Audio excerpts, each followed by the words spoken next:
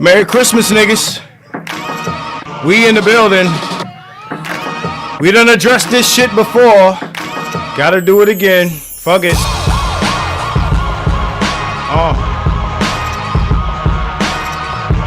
We turn on this monetization. Okay?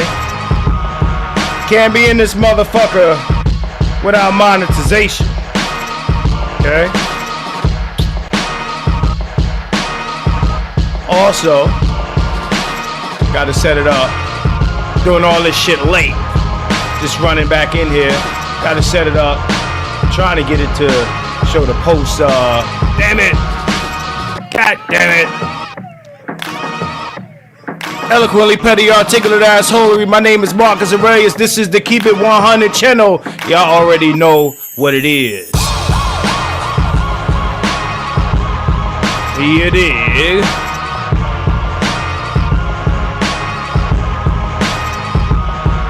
I'm looking for my peoples.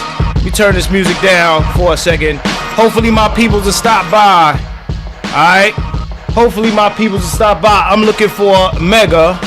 If he is in the building, if he shows up at some point. Alright, Ferg, what's going on, man? What's going on? I'm gonna have to say a few things once we get started here, man, cause I don't want no shit. Not that I give a fuck really at this point, cause it's getting ridiculous. It's getting out of control. Alright? It's getting out of control, man. Okay? Let me fix this shit here. Okay, here we go. No, don't need to fix that.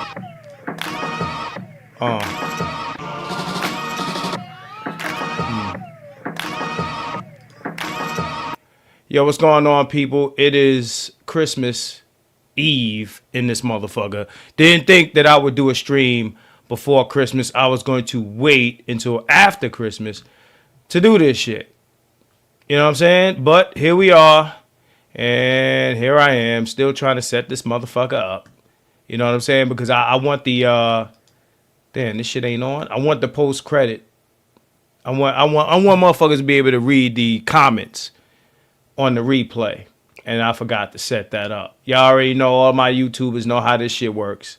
All right, here it is. This is what I'm looking for. It's already live chat replay. It's already set. And let me put subscriber comments only on right now. If you're not a subscriber, you want to talk in this fucking chat, you're gonna have to subscribe. Yeah.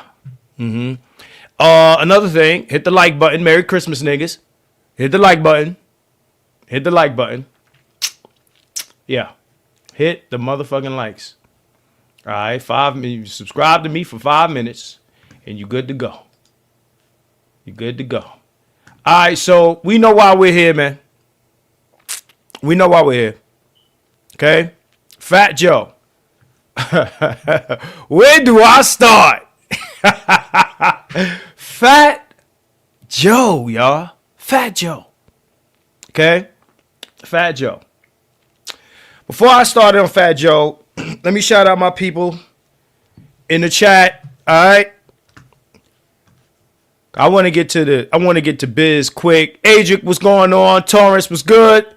Revelator, you already know what it is. Seth, what's going on, bro? I see you in the building. Hey, Will Cochran, what's happening, man? How you doing, man? My nigga Rob is in the building. He said it's about to be lit. Yo, there's a few of y'all I want to come up, if you can.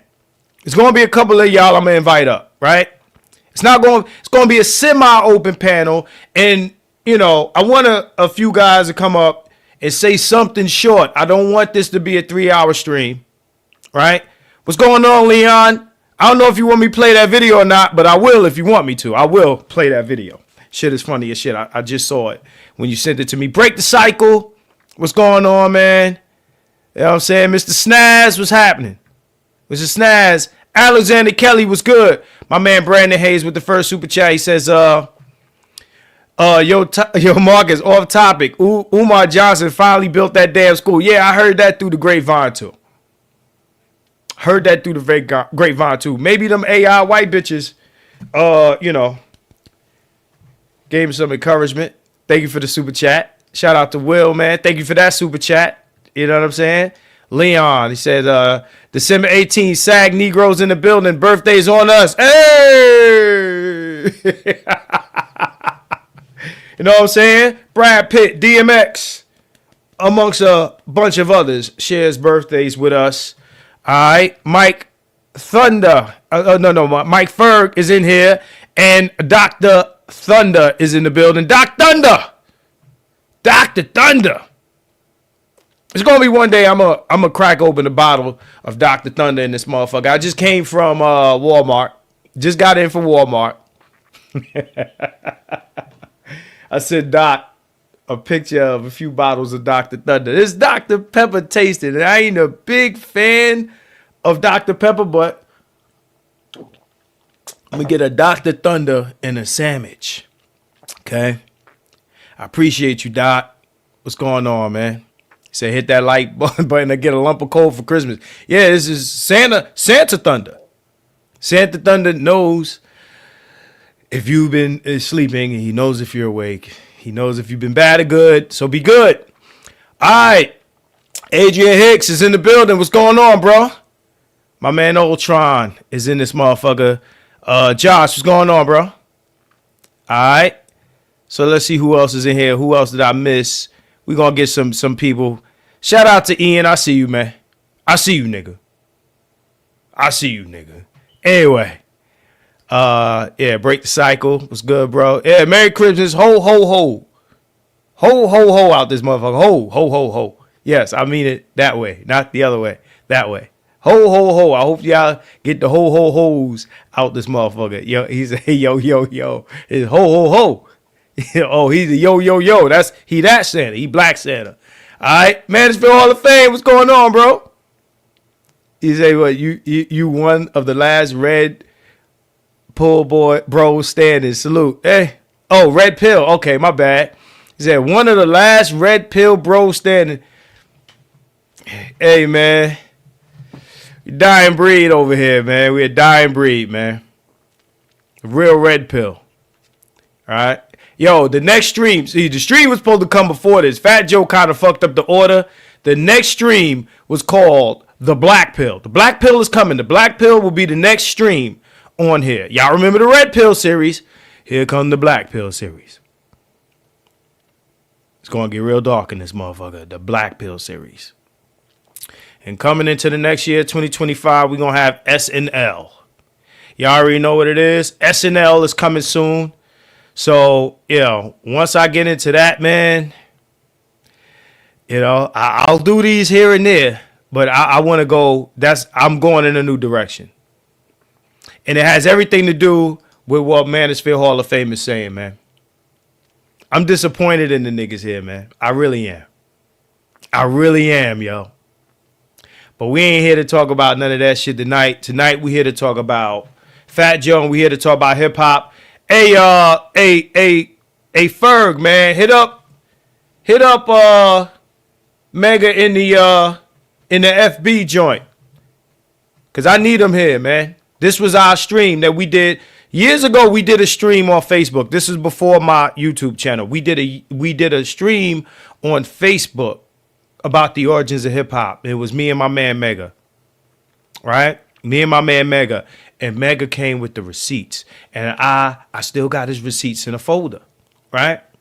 So, shout out. Let me start here. Shout out to all my continental motherfuckers. And shout out to all my Caribbean motherfuckers. Okay? Maul ain't here yet. Maybe he'll show up at some point. But shout out to him. All right? Maul is my Trini boy. My Trini boy. Shout out to my motherfuckers from the islands. And shout out to my motherfuckers from the continent. And I'm going to say this. I'm going to throw out some disclaimers. And for people who come later, you missed the disclaimer. Okay? And oh, by the way, shout out to my ADOS FBA motherfuckers.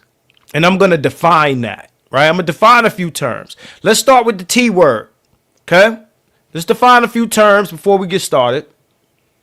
Before motherfuckers getting their fifis and shit. Before motherfuckers getting their feelings. Understand, tether, the T word, tether is not a slur used to define just people who are from another country. Okay? You have to act on tether. Okay? It's like being a Karen. Okay? So if you hear the word tether, it's not to describe anybody that migrated from the islands or the continent to here. Okay? What a tether is a motherfucker behaving a certain way. You know what I mean? Motherfuckers who want to live and breathe, cosplay, dress as, walk and talk as,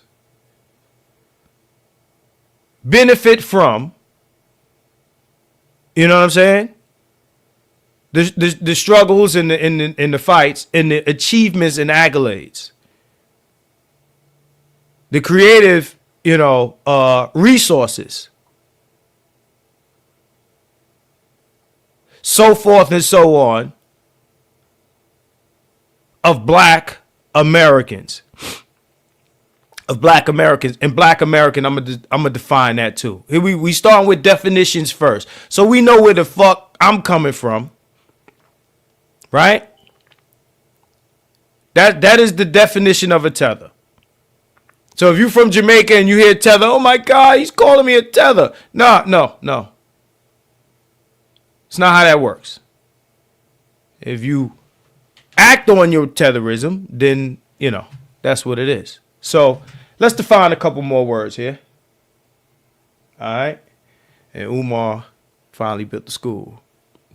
Let's see what's next. Let's see who attends that motherfucker, right? Let's see who attends that motherfucker. If the shit actually, sets out what is intended to do. Let me pull this up here. So the next definition, right? Right? Let's go into black Americans, right? Okay? I'm going to say this, right? Black American, or even just the term black or black people. Black. I don't give a fuck what you say. I don't give a fuck if you agree or not. Because it's all social construct. Okay? Race is a social construct. So beginning there, this is what I'm going to say. Black or black people specifically describes black Americans who are directly connected to sharecropper, slave ancestors, came here on a boat in this country. Okay? Clear definition. I don't give a fuck what you say. I don't care if you third, fourth, fifth generation Caribbean, African. It doesn't matter in this motherfucker. It doesn't matter. I don't care. And I said this for a reason. I'm going to address it later. Right? The reason why this is true is because if you came from a nation outside of here, you describe yourself with that nationality. You wave that flag. That is a flag that you are proud to wave, and you should be. You should be proud to wave that flag. If you are Jamaican and you wave a green, black, and yellow flag, it's not a problem. You're supposed to do that. Okay? If you are Trinidadian and you wave that red, black, and white, it's your right to do so. But call yourself a Trinidadian. If you Jamaican, call yourself Jamaican, Yardie, whatever describes Jamaican. It's cool. All right? That is yours. That belongs to you.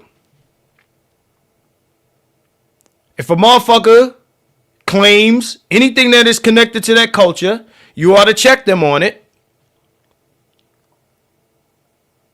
expeditiously. Are there any Jamaicans in attendance? Any Trinis in attendance? Anybody from the Caribbean in attendance? Show me with a number 1.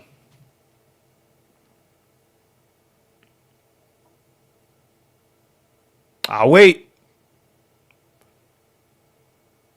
My Caribbeans, my continental Africans, sure ones. Let me know who you are. Because I want to talk to you first. Because you're here. That means you fuck with me. Right? So I want to see who you are. All right, my man said 20 on the wood, hold the line. Irvin Green, what's good, bro? I appreciate you. Okay, we got two Jamaicans or continental Africans. It doesn't matter. You don't have to give me the details. You put a 1. I appreciate you for even responding. I got 2 people. So I'm going to talk to the 2 people and whoever else may be lurking in the shadows, right? We got 56 people in here. I'm sure we got more than 2 people from abroad in this motherfucker, I'm sure. Right? But I'm going to say this to you, right? I grew up in your culture. I'm from Flatbush, Brooklyn. Okay? I grew up eating your food, listening to your music, kicking it with your peoples. I know your culture very, very intimately. Trust me. Okay? Was kicking it with somebody from Trinity. What? The other day? Somebody from Trinidad. The other day.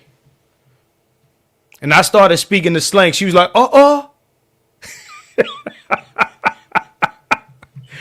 So don't sleep on me. I've said this on numerous streams, numerous times. We don't have to go through the whole thing. Right? So I know the good, the bad, and the ugly of the relationship. Right? So let's not cap. Right? So, again, if I would ask you where you from, you're going to say where you from. You rep your country. You rep your flag. It's all good. It's all love. Okay? Reggae, calypso, whatever, soca, whatever. I grew up with this shit.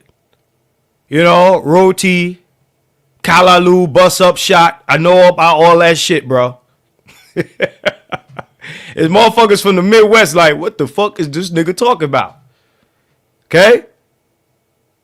Soon as I hear your shit, I know where you from. Soon as I hear you, soon as you start talking, you ain't got to flag me. No, I know where you from.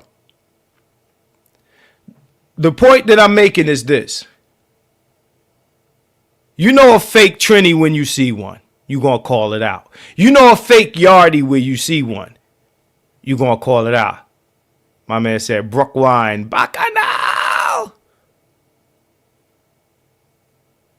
You know what I'm saying?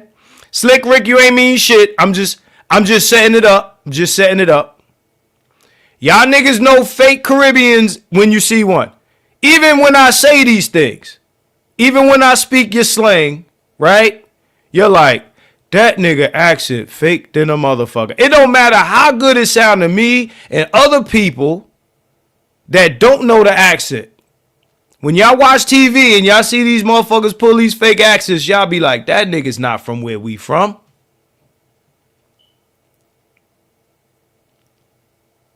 When y'all watch TV and y'all see actors play a Jamaican, everybody see Mark for Death and Screwface and all this shit, right?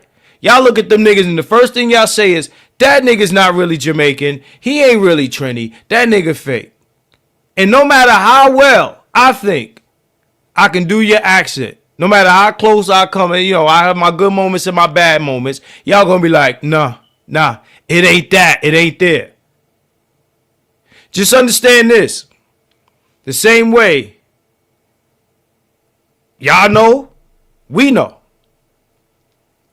Let me tell you something especially to my Caribbean people and probably some of my continental Africans. You know how we know? Aside from, if we call your house back in the day, we call your house and your mom's will answer the phone. You know how we know where you from? You could dress as American as you want.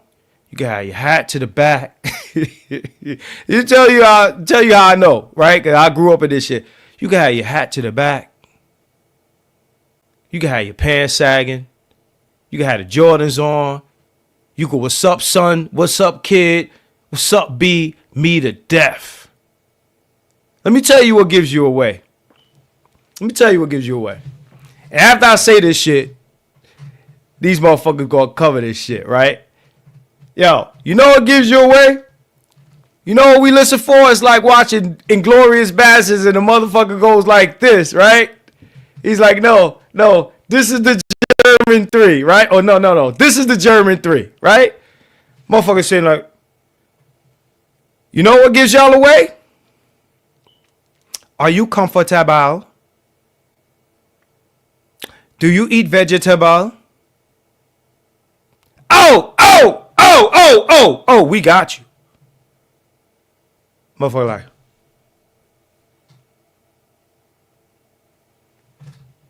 we say comfortable. We say vegetable. Y'all say comfortable. Vegetable. Hello, good night.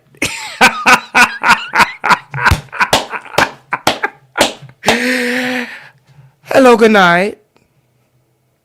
You call the phone in? Hello, good night. So don't think I don't know what the fuck I'm talking about here, bro. I'm from New York fucking City, man. Okay? They are. We know, look, setting it up. I fucks with y'all. I do. I really do. I grew up. I've been to Jamaica. Been to St. Elizabeth, to the country.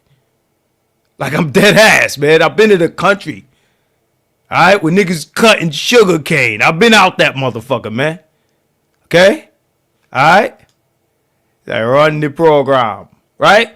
All I'm saying is, yo, this ain't about that. This ain't about no hate, no division, none of that shit. Imagine, and I want y'all to feel me. Imagine niggas said, you know what? Yo, reggae come from, I don't know, Sammy Davis Jr. You niggas gonna be like, the fuck out of here. The fuck out of here, man. The reason why there has to be a distinction in ethnicity is because everyone else gets to make a distinction. Everyone else gets to wave a flag. Everyone else gets to have pride in their shit. And that's not a problem, right? It's not a problem. It's never a problem. Okay? New York, motherfuckers. Puerto Rican Day Parade. Big shit. Up and down Fifth Avenue. Everybody there. Everybody's at the Puerto Rican Day Parade. The Caribbean Day Parade. Eastern Parkway. Everybody, I don't be there. The motherfucker get shot every year. That shit is like headshot lotto in Brooklyn. Yeah, Juve and, you know, the Parkway and shit is like, oh, who gonna die this year on the Parkway? Okay? All I'm saying is, there's never an issue. There's never an issue. We walk in the Puerto Rican or the Dominican store. What we hear in that motherfucker? Bachata in that motherfucker. Tick, tick, tick, tick, tick, tick, tick, tick, tick, tick, tick, tick, tick. Nobody say, hey, Sal, why don't you play some hip hop in this motherfucker? Like, hey, my man. Hey, we don't play no hip hop in here. Okay?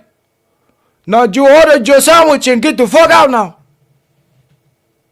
That's New York. Chopped cheese and shit. Everything that you do, whether you Latino, whether you Jamaican, we fuck with your beef patties. I was 3 years old eating chicken roadies on Utica Avenue, bro. 3. We fuck with y'all shit. We go to the parties where motherfucker got his head tilted to the side and he holding his fucking red stripe like this.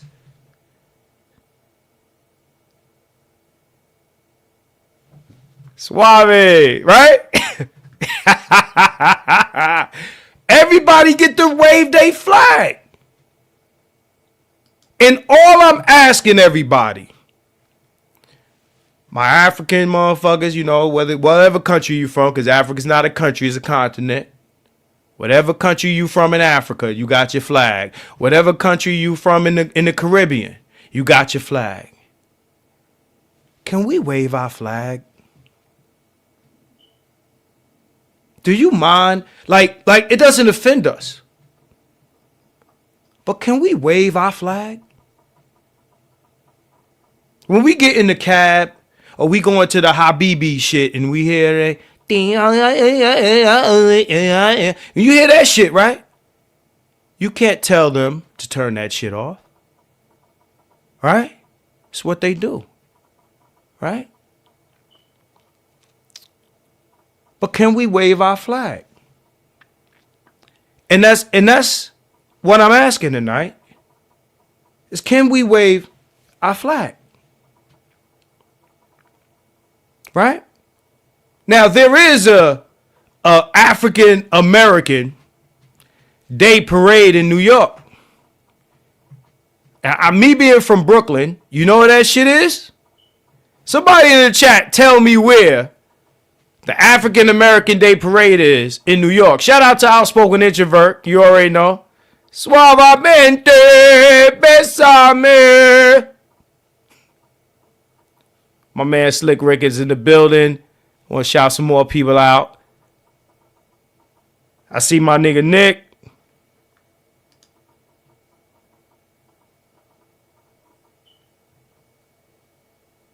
See who else is in there. Hey, what's going on? He said, hey, the Spanish Bodega with the Bodega Cat. Y'all know about the Bodega Cat. Okay? I got to tell you about the Bodega Cat. Bishop Jermaine, J. Jermaine out this motherfucker. It's J. Jermaine out this motherfucker. What's good, bro? My man Gold P is in the building. What's going on, man? Harlem is where the African American Day Parade. That means I got to get on a fucking train, go all the way uptown for that bullshit. Yo, New Yorkers, how many of y'all go to the African American Day Parade, bro?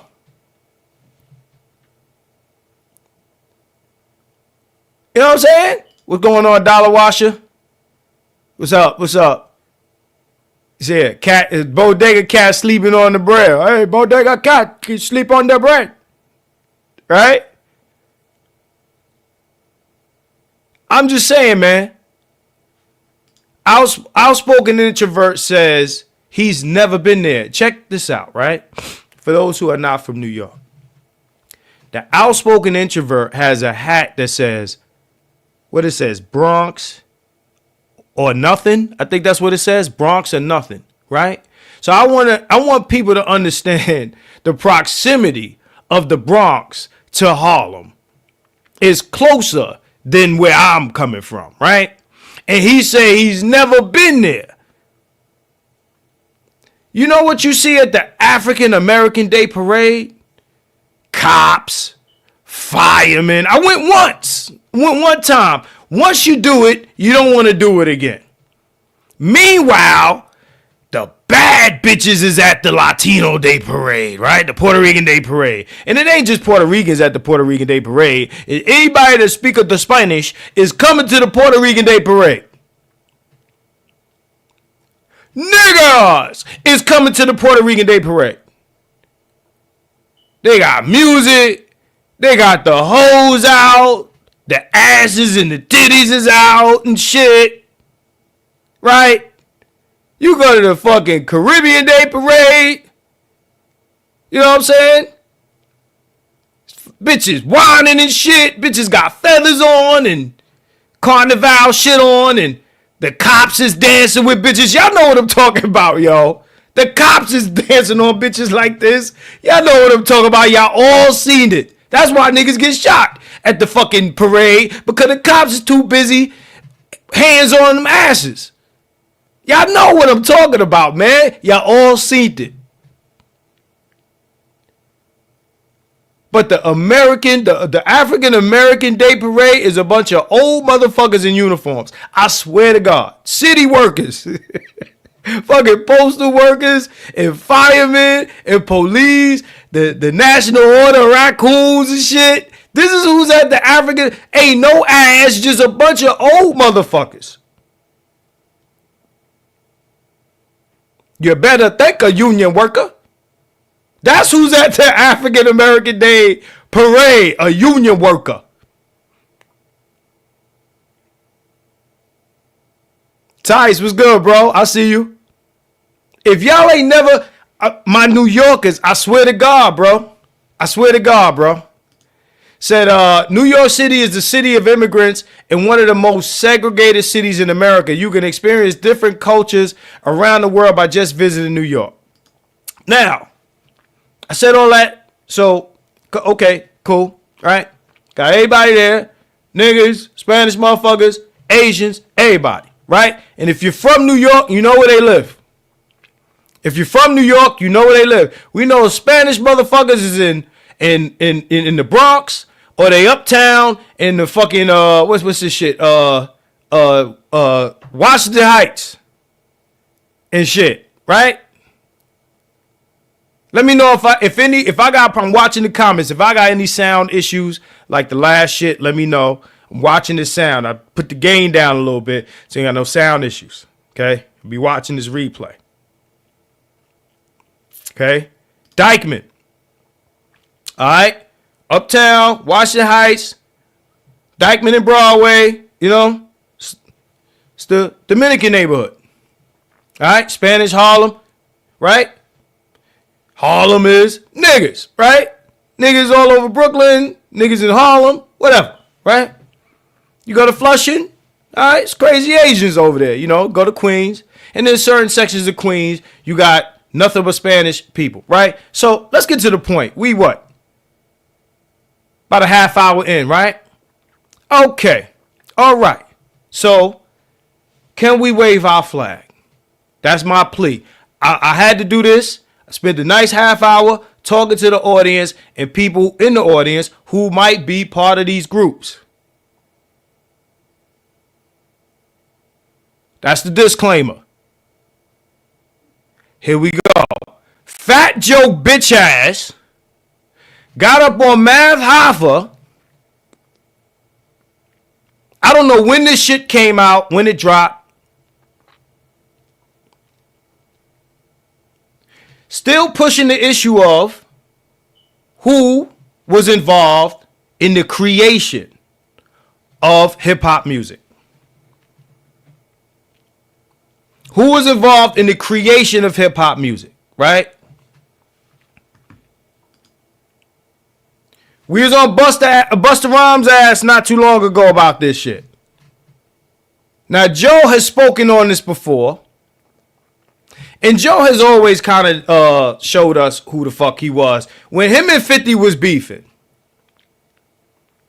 Joe got on Hot 97 and was like, yo,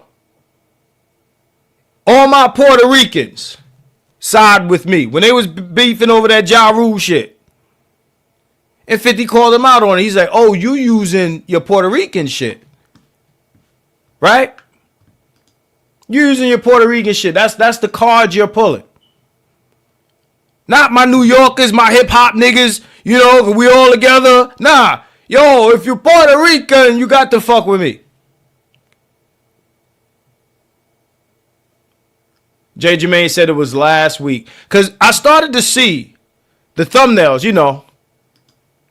Because the internet is on his ass on this shit. They on his ass on this shit, yo. On his ass. Right? They on his ass about this shit. So he said what he said. And where he fucked up this time. Where he fucked up this time. Because, you know, not only did he address Tariq. Whether you love or hate Tariq, I don't give a fuck. Whatever other issues you have with Tariq, I don't give a fuck. It's irrelevant today. It's irrelevant. Okay? It's irrelevant today, right? So he addressed that, and then he called out FBA. He didn't mention ADOS, but it doesn't fucking matter. He mentioned FBA by name, right? Now, FBA could be seen as a movement, but it's also a description of a group of people.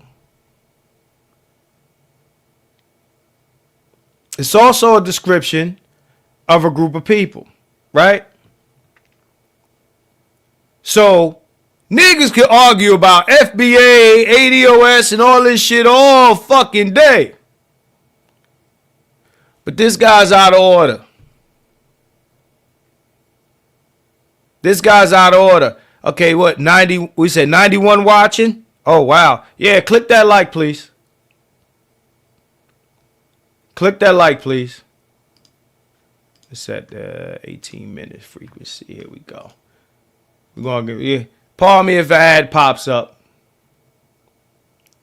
But I don't care how you feel about motherfuckers is in the group. Is motherfuckers in the group that supposed to issue out them critiques and points of view and things of that nature. Everybody else, mind your fucking business.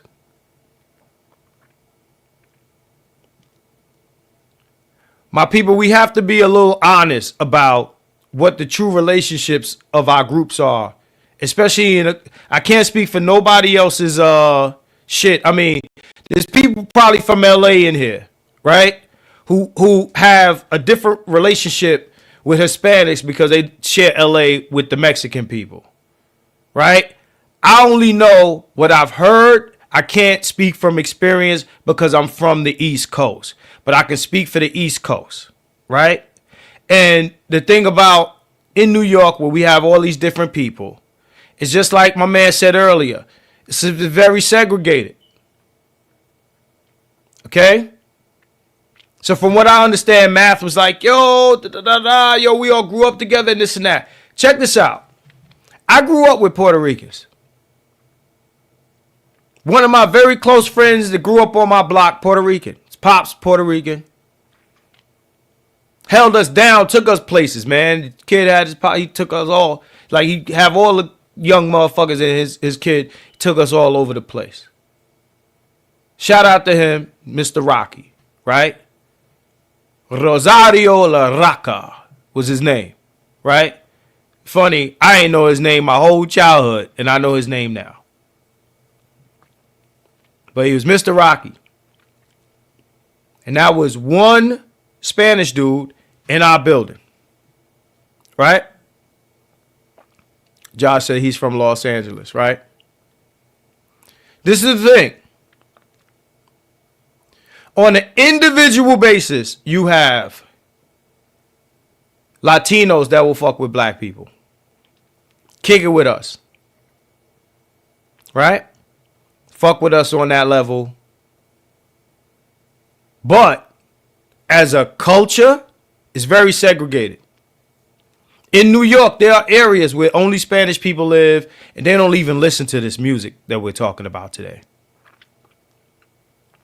I know a lot of people, like, you know, that I might have worked with on jobs. You like, yo, you heard that new shit? Nah, I don't really fuck with. They know, what's this dude? Julio Iglesias and his son, and, you know, the Elvis Crespo and them motherfuckers. That's what they listen to.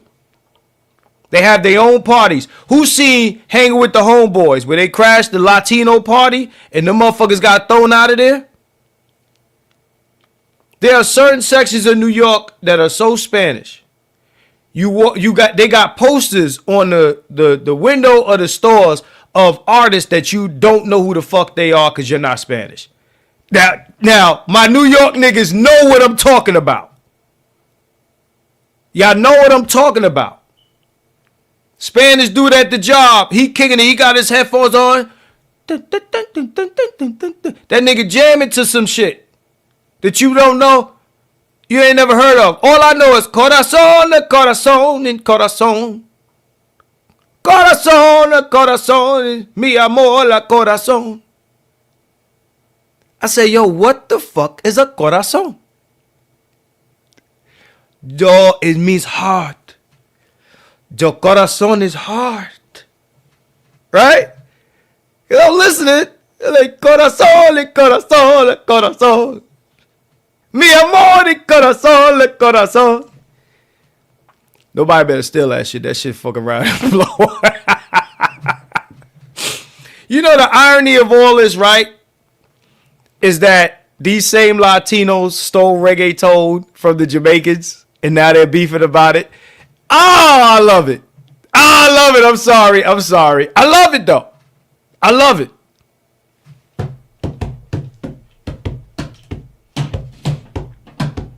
Dale. Dale. Dale. Jack that shit. Oh, I see you, bro. Hold on. He said, Daddy Junkie. Daddy Junkie Don Omar. Right? Jack that shit, bro. And now these Jamaicans is like, oh, you know, what's his name is on Drake Chats talking about, we have to sue. It's intellectual property, right? Intellectual property, ain't that a bitch? They stole reggaeton, and guess what? Y'all hearing the Buju Banton, Don Omar collaborations? Any Daddy Yankee, Shabba Ranks records? You don't see no reggaeton featuring no reggae artists. Not even Shauna Paul, right? They jacked the shit and didn't even fuck with the motherfuckers they jacked it from. Let me tell y'all something else, right? The funny thing about this Fat Joe shit, right? And then we're gonna get right. I want to get right into the history, right? Is that growing up as a teenager, right? None of these motherfuckers, they didn't fuck with this music. It's one thing when you talking about shit and everybody who was around is dead. The people who created this are all living. They're all living, right? But yo, when we was growing up in the 90s, we went to reggae parties and they would not play hip hop. Jamaicans would say, nah, we don't fuck with that. You know what I'm saying? Hey, Maggie. I see Maggie. They would not play rap music in these parties. They would not play it. I grew up with Jamaicans. No, we're not playing no rap music. Me never play that. You know what I'm saying? They all night. It'd be the same beat playing with like 1 million artists. It'd be the same beat for hours.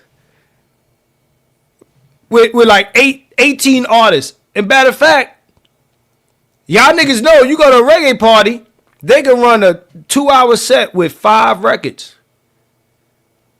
They just keep backspinning that motherfucker, man. You know what I'm saying? Limb by limb, I go cut them down. Shout out to my nigga.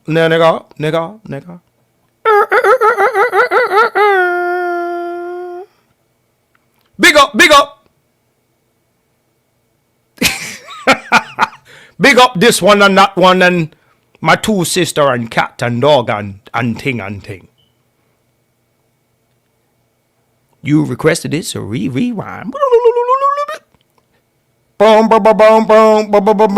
Limb by limb, I'll cut them dancing for the axa. Take out the... Yeah, I know the lyrics to that shit, nigga. Don't play with me. I know the lyrics to this shit, bro. We fucked with dancehall.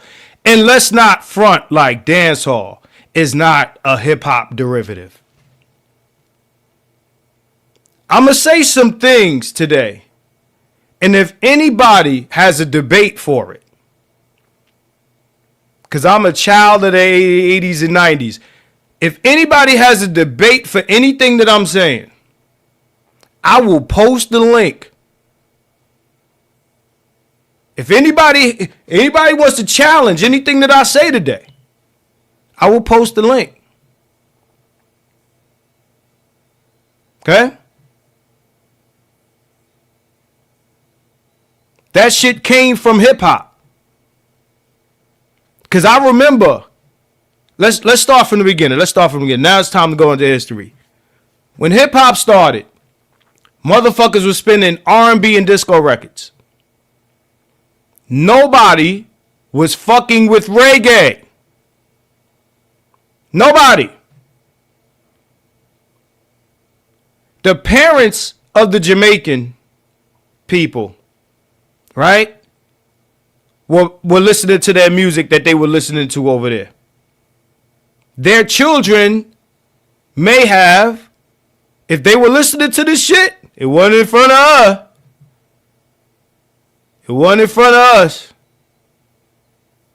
Let me see what you said about Red Cafe. Cause Red Cafe from around the corner from me. He said Red Cafe had Pretty Gang, that girl from the Pretty Gang. Red Cafe, the rapper? That nigga from 19th. I'm from 21st. Red Cafe from the hood. Okay? But everybody, like I'm talking about late 70s, early 80s. We wasn't fucking with Bob Marley and none of that shit. We wasn't bumping it. I'm looking for my man Mega. We wasn't bumping that shit, yo. The only way we knew a motherfucker was Jamaican or from any island was we came to their house and we might have met their moms and saw their moms. Oh, he's from wherever he's from. He might have told us, hey, man, don't tell none of my niggas. Don't tell none of the people in school where I'm from. Shout out to Shabazz, American Freeman. Okay. The timeline in which Mr. DJ Kool Herc came to America does not match up with the inception or the invention of hip hop, rap music, the culture, none of that shit. I want to play something. I don't know how many of you pay attention to my shorts. Okay? I don't know how many of you pay attention to my shorts, so I'm going to pull this up. Right? Every time these discussions come up, the first thing that comes up is like the Jubilees and shit like that, right? And that's cool. That's cool. That's cool. That's cool shit. It's great. Takes it back further than, the 70s or whatever. I'm going to take it further back. I don't know if I did this on another stream, but I'm going to do this on this one because it's relevant. Okay? I want to play something here. And I shouldn't get pinged for it because this shit is now public domain. Okay? So let me pause that. I'm going to share this screen. If you've seen it before, you already know what I'm going to throw on. So let me throw this on here. So what we're looking at is Disney, Song of the South, right? Song of the South was released in 1946. Let me do this. 1946. Song of the South was released in 1946. It's 30 years before the time period of your Kool Herc. And let's not make a mistake. Kool Herc was not a musician, nor was he a rapper.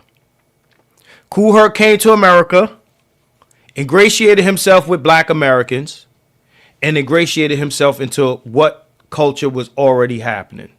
He dressed as them and he played our music. He didn't come with some soundboy shit and playing Jamaican shit. He wasn't doing that. Okay? He was playing disco records and R&B. It's not even debatable. Then I heard that he himself has denied. This is recently I'm hearing about this because I'm like, when is this motherfucker going to actually come forward and say, yo, y'all niggas is bugging? But he even challenges himself. Right?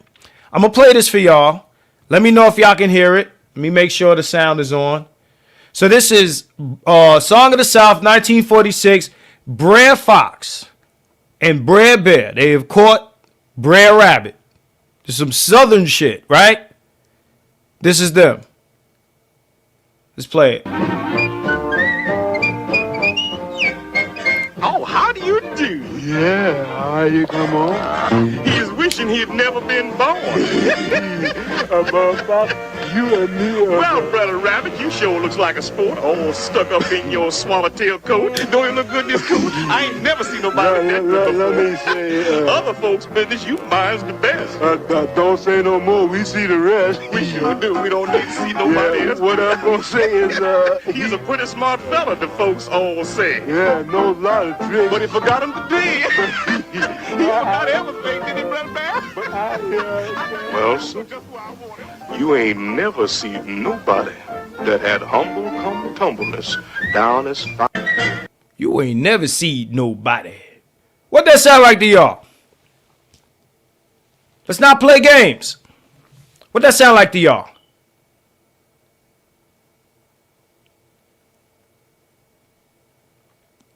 The folks all say that sound like Rapper's Delight to me.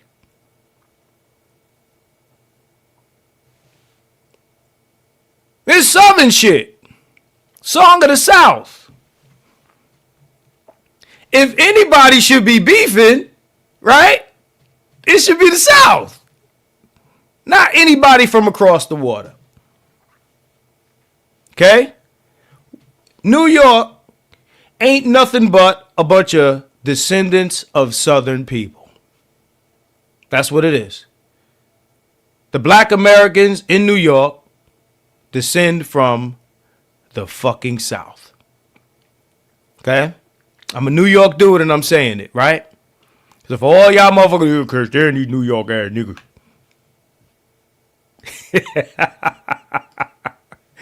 I'm just saying, if anybody has a claim to that's bigger than the claim being made, it's the South. Now, Fat Joe, oh, we Puerto Ricans, we was there and this and that and the other. Okay, you stood by, you watched from, while you was fucking with your Salsa Merengue shit, you seen black people doing this, and the individuals within your population in New York decided they wanted to be a part of that. Let's not act like the whole Puerto Rican, delegation and fucking Dominicans and all these motherfuckers decided to be rappers. If that's the case, where all the Puerto Rican rappers at? There's a shortage of Puerto Rican rappers for this to be true. Not only that, I want not only Puerto Ricans, but even people from the islands or people from the continent to show me, well, people really from the continent ain't really making this claim. I don't think that there's Africans saying we started hip hop. This is really a Caribbean, Latino argument. I want to hear the rap from the island that proceeds. Now, people, oh, the reggae was toasting. That shit don't precede nothing we doing. Let me open up a folder here. It doesn't precede nothing that we did here. A breakbeat that anybody rapped on. It's American music. It was never anything else. The breakbeats were American music. It was R&B and disco. It's all American music. It was never anything else. We didn't rap over anything else.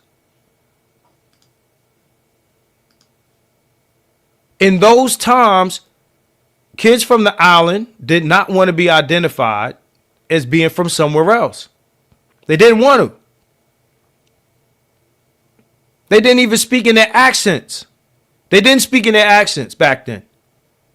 And they did everything we were doing. So if they were included, that's cool, because we include everybody. We still do. So because you were there and involved, doesn't mean you create this. There's no element of hip hop that comes from anywhere else. None. No.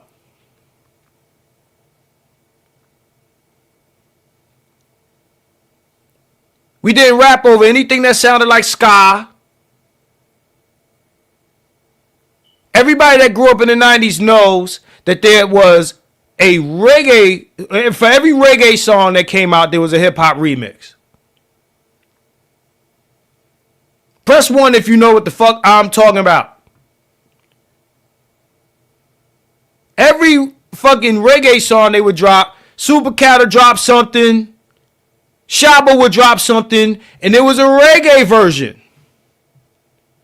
And then they would get a hip hop producer to remix the shit.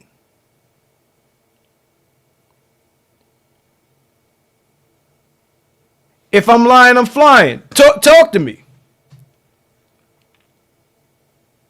Talk to me, yo. We know this to be true. So let me pull up I'm looking for my folder where I can play some of this shit that we did on the, because you need to see it. All right, here we go. Yeah. Not only that, but in the 90s, the reggae artists were remixing all R&B records into reggae versions. We know that too. I've said it before, and it's relevant today. Kelly will put out something, they'll sing a reggae version. Whitney Houston will put out something, they'll sing a reggae version. We used to clown this shit. We used to clown it. Or they would take elements of R&B records, and put them in reggae shit. Looking for this folder here. Because my man had the fucking holy grail of receipts. Even if you look at Bob Marley back in the day, he was doing doo-wop music. Doo-wop is not Jamaican music. It's black American shit. Boom bop doom bop doom bop boom bop doom bop doom. That's black shit, man. That's that Frankie Lyman and the Teenagers shit. That why do fools fall in love shit. Let me tell y'all something. All American culture is black culture. Don't get it twisted. And the reason why we're so sensitive about this shit now is because so much shit has been jacked in the past. So much shit has been jacked in the past. Repackaged, redistributed as something else. Ain't got nothing to do with us. Shout out to Adrian Hicks. I hope you're still in the building. Adrian, let me know if you're there. Because I want to say, I was talking to Adrian earlier. I'm going to mention some shit. And then I'm going to get into this whole Lord Jamar shit. Right? I hope you're there. But I'm going to say this. I was talking to Adrian Hicks earlier today. Right? Trying to remember what the fuck he said. And that. Let me see. My man talk about KRS-One. KRS-One is another one. We got a few dudes that are trying to maintain this lie, right? That because Kool Herc is Jamaican, therefore, it's such a fallacious statement. Therefore, hip hop is Jamaican or reggae derivative. I see you, Adrian. Trying to remember our conversation in Mad Lion. That's when KRS-One decided to do some hip hop reggae shit. He brought out Mad Lion.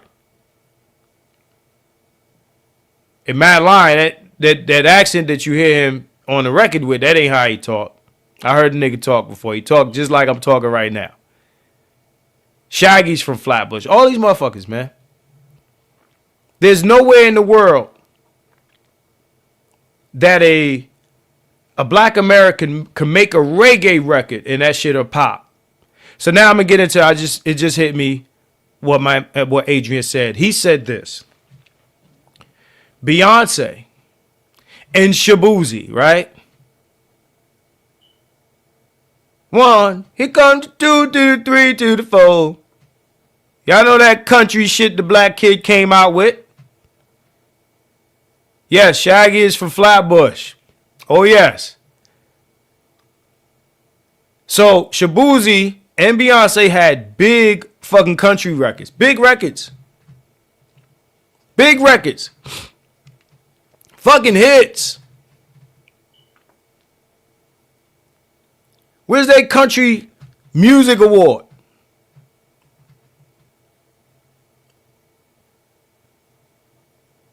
And these people ain't even create country music. But where's that country music award? My man said Hootie and the Blowfish. Where's that country music award? You can't get one. You know why? Because the country motherfuckers gatekeep that shit. Yeah, it's nice you did a country record. It's nice you did a country record, but you can't get no country award because you ain't country. Everybody gatekeeps they shit. You can't just be out here. You know what I'm saying? Making country records, making reggae records, or whatever. I mean, y'all let Snow slide. But I ain't never seen a rapper. I mean, they say some reggae shit, and KRS-One was good for that. They'll get a reggae artist to say some reggae shit on a record. But a black American putting out a reggae album? Who is he? Did I miss something? Red Pill Mixed Breed, what's good? Wolf Bane, what's good? Tell me a black American who dropped a reggae album. I'll wait. You said Snoop did? No, a real reggae album. And once you do that, tell me that the Jamaicans fucked with it. Oh, he said it flopped. I want to know an album that black Americans put out that was someone else's music that culture embraced.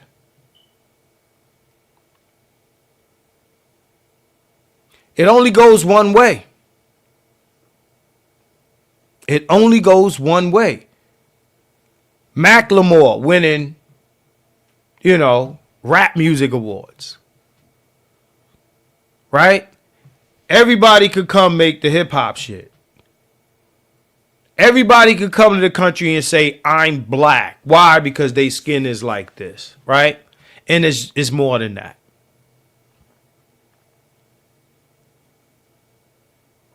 You can come to the party you invited. We talk about who can't come to the cookout. That's a fallacy. Everybody can come to the cookout. You got a half Indian bitch talking about she, washing greens in the tub. This is the point it's gotten to where motherfuckers could really hoodwink you. You know what I found out recently? Y'all gonna say I'm crazy. And look, some of y'all were hoodwinked too. I thought Obama's father was Kenyan. Now, press 1 in the chat, because I know it wasn't only me. Don't be lying in this motherfucker.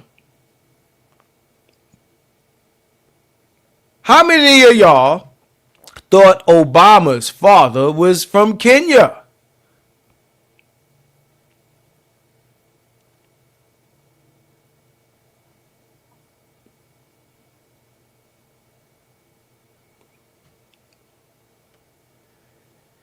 He's from Indonesia. Guess what? We never had a black president.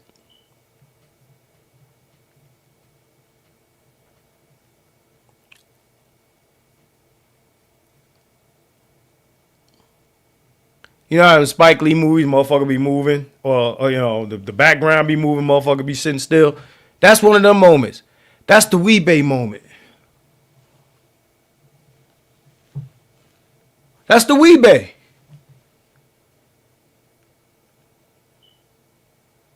That motherfucker from Indonesia. And the motherfucker told me, you ain't know he was in there. I'm like, no, nigga. The nigga lied to me like they lied to you. Lied to everybody else. What you talking about? They ain't come and say, hey, my pops from Indonesia. Niggas from, the nigga father's from his stepfather's from Indonesia. Ah. Nah, that's what they told me. The motherfucker argued me. Okay, so maybe his pops is Kenyan. Still, it's not black. It's African. Bring me a a descendant of a cotton sorting, a cotton harvesting Negro. I want a descendant of a cotton harvesting Negro to occupy the office. That's never happened. Motherfucker with cotton under his fucking fingernails. That's what I want. That motherfucker half. I don't give a fuck. I take half. Half of a cotton harvesting motherfucker in the White House. That's be good enough for me. We's done made it to the White House. Said Obama was raised in Indonesia by a stepfather who was a war criminal and a billionaire, and Obama inherited his billions. That is something that I have to research. Well, yes, Obama not FBA. Now, Tice, you my guy. And coming soon, Tice, I want you, me, you, Rob, Ty City. I want all of us on the panel. Hoodservative, shout out to Hoodservative. Hoodservative, one of the best channels in the manosphere you never heard of. Yeah, I'm saying it again. I'm doubling down on that. Don't care if you don't believe in them, agree with them, but just understand this. I like offensive ass humor, and there's a lot over there to be consumed.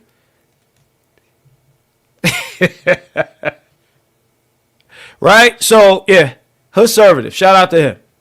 All right? Shout out to my man, Black Light Revelations. All right? A lot of expose happening there if you like expose. You want to be woke than a motherfucker? Woke up. Wake your ass up. About to tell you some real shit. Go to my man, Black Light Revelations channel. Hit the like button. He says hit the like button. Right? Getting back to the topic. I don't know the ethnic makeup of Fat Joe, but let's address this also, right? When we talking about Puerto Ricans in New York. Now, we all grew up, and I know a few people ain't gonna feel what I'm about to say. We all grew up around Puerto Ricans, the ones we grew up with. We ain't grow up surrounded by these motherfuckers. They were in the neighborhood, and we knew them. And we ain't necessarily associate with all of them. Like, it's not as intertwined as you think. But you got the one or two, the dude, the chick, that said, you know what? We fuck with y'all. You know what I mean? Outside of that, these motherfuckers were talking about us in Spanish, talking shit about niggas in Spanish. You know what I'm saying? That type of thing. The Puerto Rican dudes fuck with the Puerto Rican girls. And then, they stuck with their own. And, you wasn't fucking with no Puerto Rican girl and then coming to her crib. That shit wasn't going down.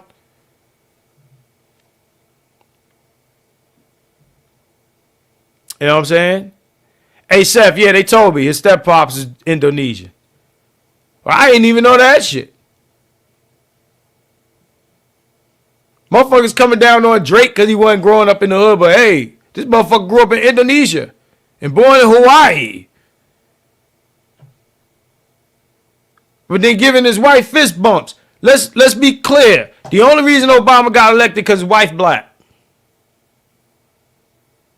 Let's be clear. The only reason Obama got elected because his wife black. His wife was white. It wouldn't have happened. The allegedly black woman could be married to, the little hat guy. And the black women say, hey, this is okay. But none of these women would have supported Obama if he was married to Barbara Bush or somebody like this. It wouldn't have happened. But what is the ethnic makeup of Fat Joe? Now, we like to say Latino, Boricua, Moreno, whatever. Just understand, those people down there, some of them are indigenous. Some of them are heavily European. And I would imagine that Fat Joe leans towards the European, right? Even in Cuba, you have this. Even in the Dominican Republic, you have this, right? You have your Afro-Latino and your Caucasian Latino. Just look at your employee in equality, EEO, whatever that shit is. Whatever that shit is, EEOC, whatever. Look at them shits. It's, if you can be Latino Caucasian or you could be Latino black. Now, this is what I'm addressing. We are all used to hearing Puerto Ricans and to some extent Dominicans use the N-word. We're all used to it. We're used to him talking nigga this, nigga that, blah, blah, blah, blah. Yo, these niggas, yo. Oh, my God. This motherfucker sat in front of Math Hoffa, who's also of Caribbean descent, from what I understand. I didn't know that because Math is from around the way. Right? Math is from the hood. Yo, you would believe how many of these music dudes is from where I'm from, right? But he's from around the way. So now I understand why Joe could sit there and talk the shit that he was talking to Math. He called anybody with a problem with him saying either the N-word or trying to say that Puerto Ricans and black people created hip hop together is a radical black racist. I think that, am I quoting them right? A radical black racist. I don't know if it's the FBA's, the foundational black authorities, the radical black racists. Right, EEO. Thank you. Equal Employment Opportunity. Thank you. He then went on to say, oh, and Lord Jamar, he's a loony bin. He's the wackest rapper in Brand Nubian. The wackest rapper in Brand Nubian. Who knows the group that Fat Joe came from? My real New York dudes know the answer to this. What group did Fat Joe come from? I'll wait. For my hip hop historians, digging in the crates. Okay? Now, for these same people, if you know digging in the crates, you know who is in DITC. Let me ask you, who's the wackest rapper in DITC? Oh my God. Who is the wackest? No. Don't say everybody's names yet. Who is the wackest rapper in DITC? Joseph Antonio Cartagena. All right? He said, definitely Joe. Now, we know who the best is.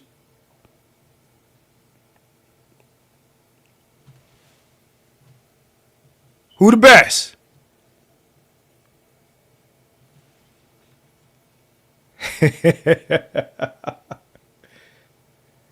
Okay? DITC. Who's the best? There it is. And there it is. That's all I expected to see.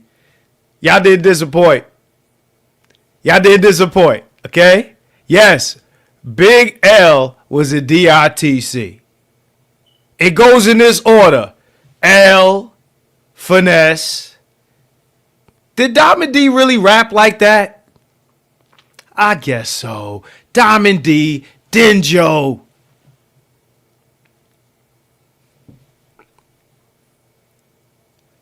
Can y'all tell me how many rappers, this is a trick question now, how many rappers did Joe put on that were black? Oh, Showbiz and AG, yeah, I've kind of forgot about them because I wasn't really into them, be honest, right? How many rappers did Joe put on that were black? It's a trick question.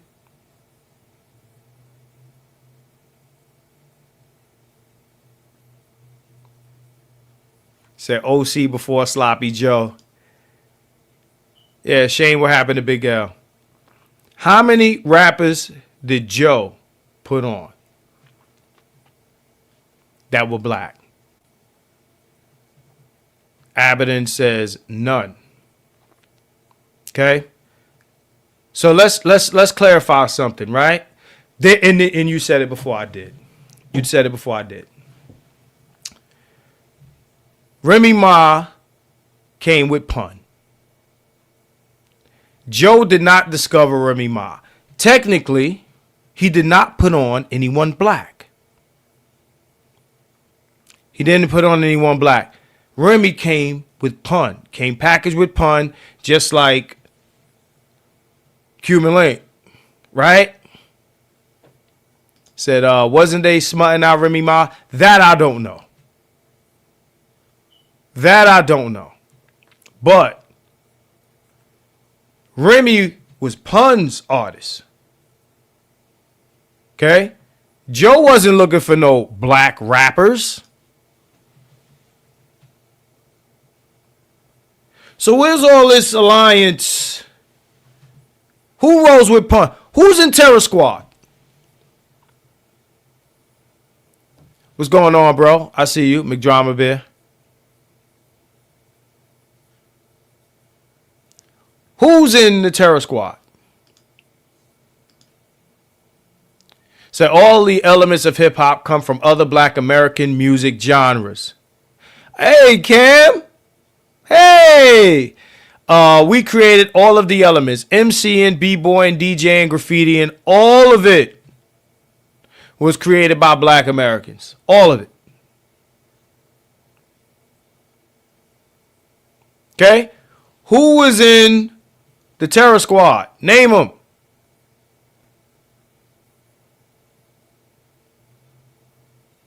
With the exception of Pun's Remy Ma, right? Who was in the Terror Squad?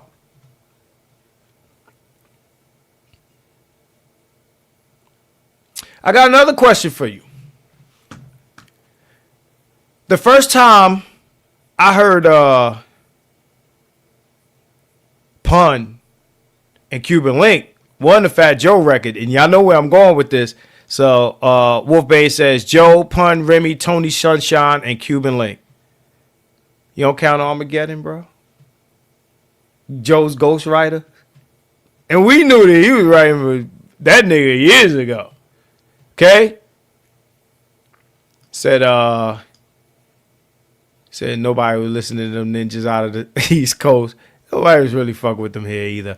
Cuban Link Sace is all I remember. The first time you heard Big Pun and Cuban Link on a record was the Beat Nuts. Okay? The Beat Nuts.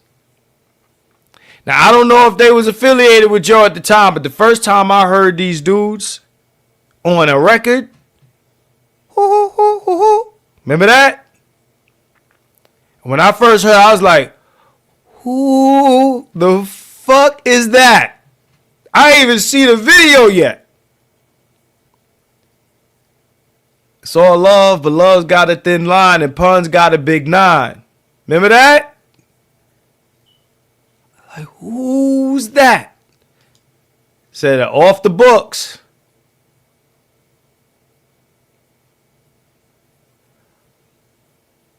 Joe's crew is all Spanish. The only other Spanish rap group that, prominent, so that I could think of is Cypress Hill, right? But I'm just trying to understand, because, you was in the culture and all of this and you just kicking. So who did he put on? Who is he surrounded by? This tells you everything you need to know about a motherfucker. And it tells you the real makeup of how New York runs. Cam is from New York. Got a lot of New Yorkers in here. They'll tell you. So then he goes on to diss, Lord Jamar, say he's the wackest rapper in Brand New, be a this, that, and third, right? And Jamar's going in on his ass right now. He's the worst in his group. He's the only Spanish dude in his group.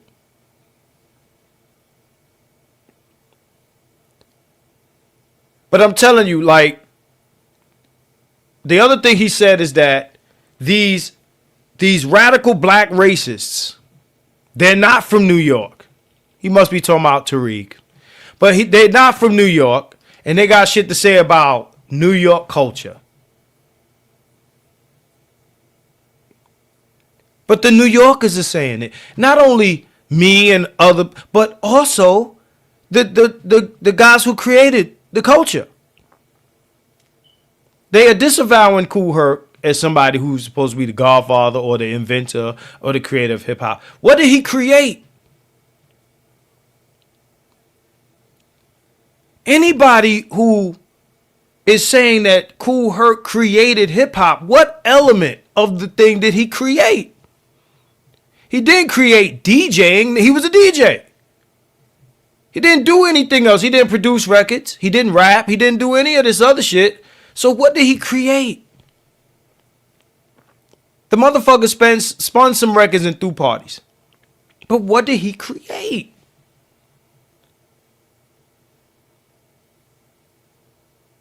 And everybody from New York knows that it only became cool to be Jamaican out loud when the dance hall shit hit. I remember, I was there. So everybody was, yo, what up, son? Da da da da da. Jamaican is a motherfucker unless they say comfortable, vegetable.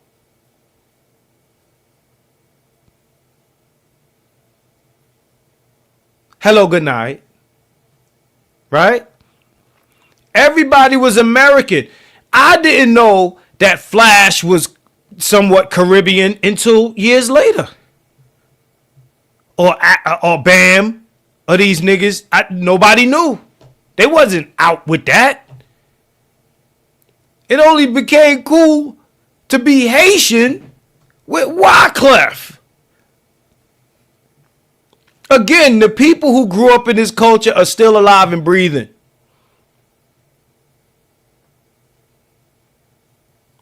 Like we're not still alive and breathing. It wasn't cool to be Haitian until Clef and them said, fuck that, we Haitian. Sak passe, ma boule. Right? It wasn't cool to be Haitian in New York City. Can I get a cosign on this? Everybody hid where they were from. Slick Rick was ashamed of his British accent. We did not fuck with this music. They could not play this music at a party with young kids from the late 70s, early 80s. They couldn't play it. Nobody, get that shit out of here. That shit would be a frisbee. There's nothing about Caribbean culture or Latino culture that was cool with us. We had our own shit popping. When didn't we have our own shit popping?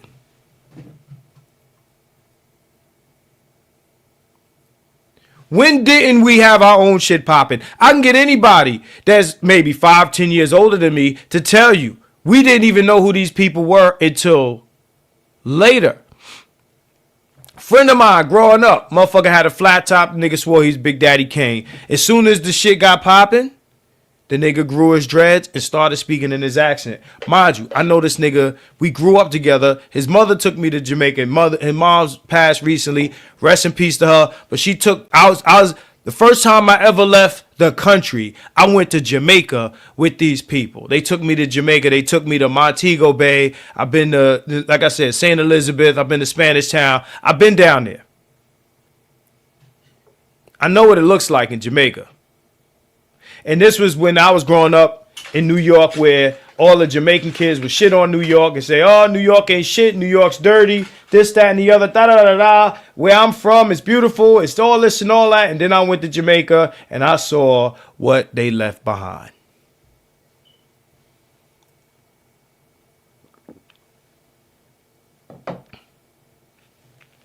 And I saw it. This is in the 90s.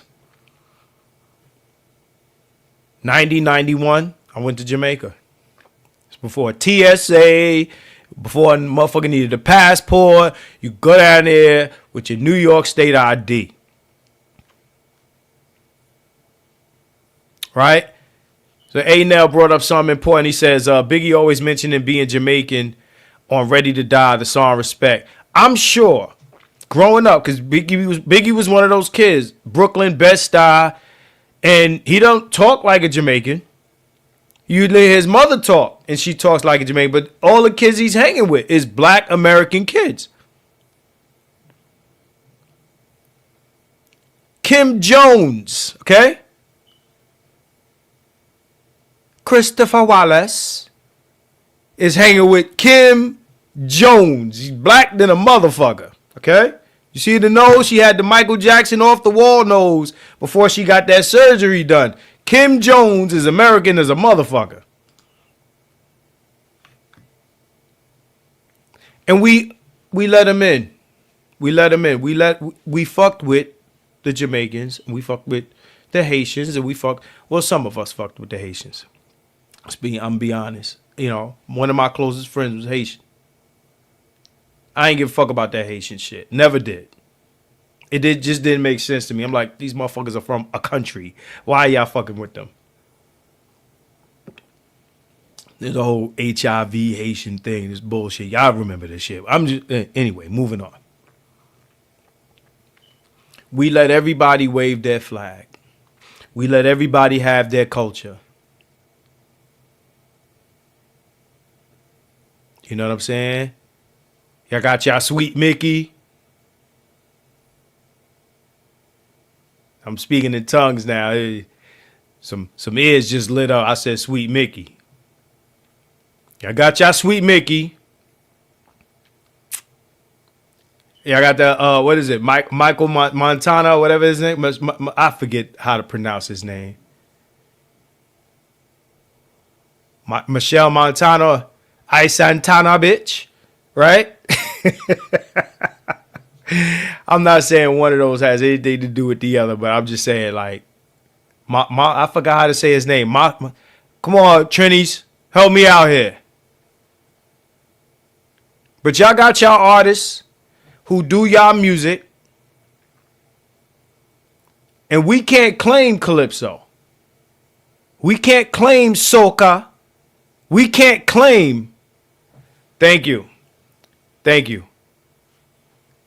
Marshall Montano. I used to know how to say that. It's been a while.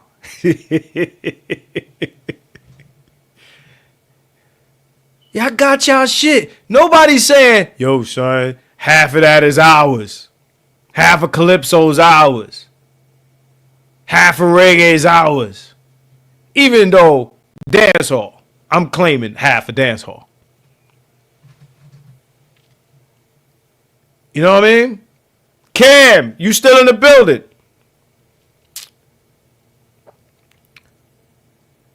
Again, dancehall was all hip hop. That was us. That was the hip hop producers. That was us. But nobody's claiming none of this shit.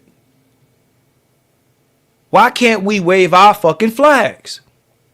And nobody get mad.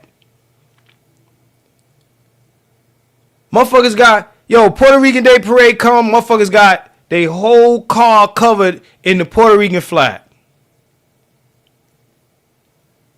You see the Dominican flag everywhere. They worse than the Americans, right, in the South with their flags and shit. How many times you been in New York, a motherfucker drive by blasting that Spanish shit, right? Blasting it, yo. Blasting that Spanish shit. Like it's some rap music. Blasting that shit. You go in their businesses, you don't go in no fucking ham and cheese deli and they blasting some rap shit. No, they playing they shit. Everybody get to wave they fucking flag. But niggas. Shout out to Coyote. He says, remember the smell when the bilingual Haitian class left the room in E Hall. Nigga, what you know about E Hall?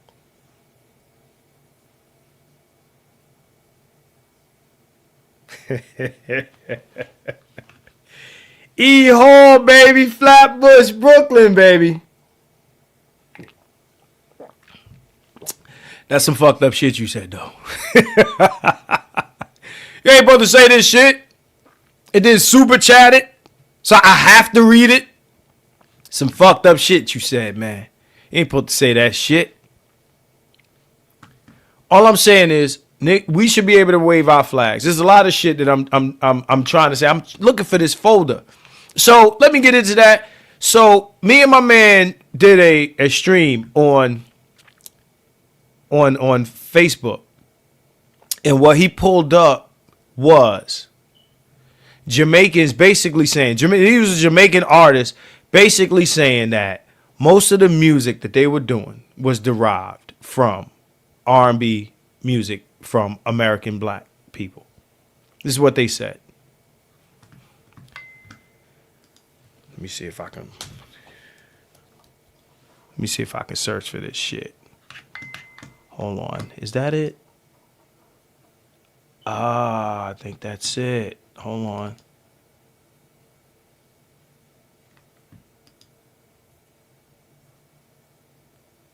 Okay. This shit is about to get interesting. I just found my folder. Shit is about to get interesting, okay? Let me open this up. So, receipts, man. My man ain't here, but I'm a rock with these receipts, right? We're gonna rock these receipts. There's some videos here and some other shit, right? So this is what we're gonna do. Hold on. I'm gonna share the screen. Hold on. Let me open up all these JPEGs. Cause y'all need to see this.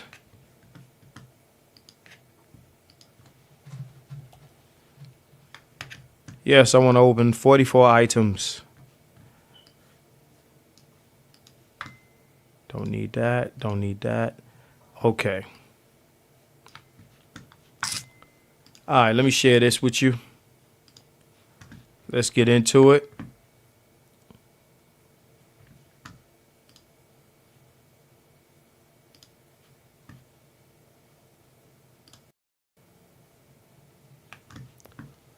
All right. I'm going to make it bigger so y'all can read it. Let me move this over here.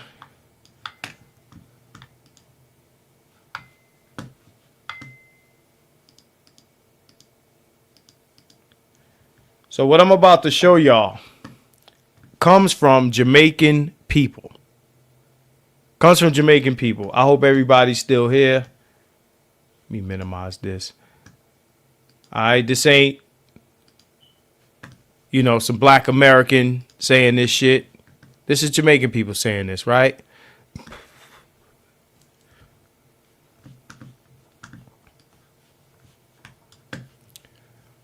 All right, hold on. Let me make this bigger if I can.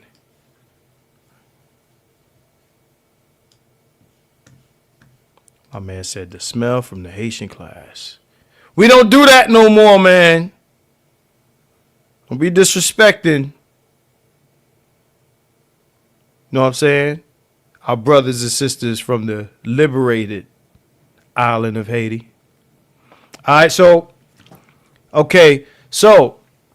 most people probably know you for your great collaborations. Okay, Almighty KG said, I first witnessed breaking in about 1971 at a DJ Smokey and the Master Plan Bunch party on Grand Ave.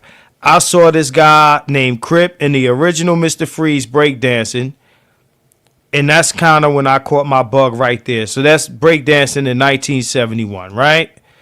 All right, when I saw these guys breakdancing, which was the Smokatrons and the Lucatrons, but the Smokatrons, they would do something I had never seen before and that I've never seen since. They were all like gymnastics, and they would do somersaults like the Arabian Nights. Those are like flips you seen in the Olympics. Ain't that some shit? The Olympics. And and go down on the floor and all that. I never passed the test to do the flipping because I wasn't a gymnast, but these guys were like the street gymnasts and they were really good. You know how you see like sometimes B-boys do a B-boy move and then go down on the ground. These guys were doing that with flips and stuff like that. It was incredible. Now, this guy said the first breakdancing he seen was 71. Can somebody give me a time stamp for Crazy Legs?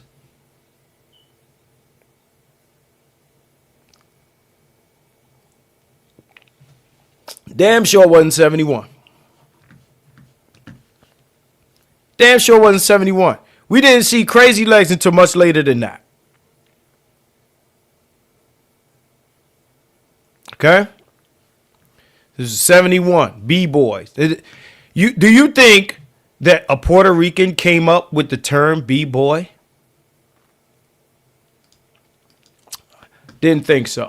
Let's keep going. So, how much were you aware of Jamaican sound system culture? Oh, all the time.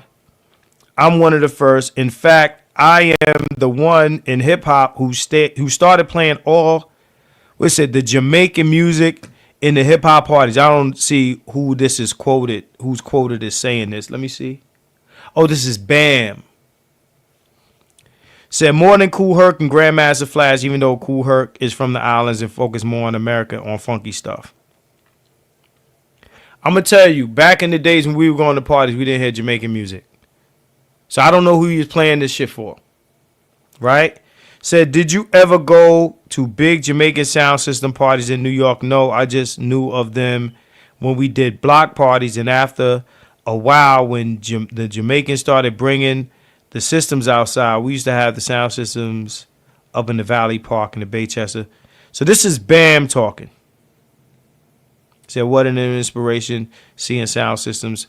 And it's funny Bam is saying that Herc is from the islands. Isn't Bam's background, doesn't he have an island background? Like he's not a black American person. From what, somebody correct me if I'm wrong.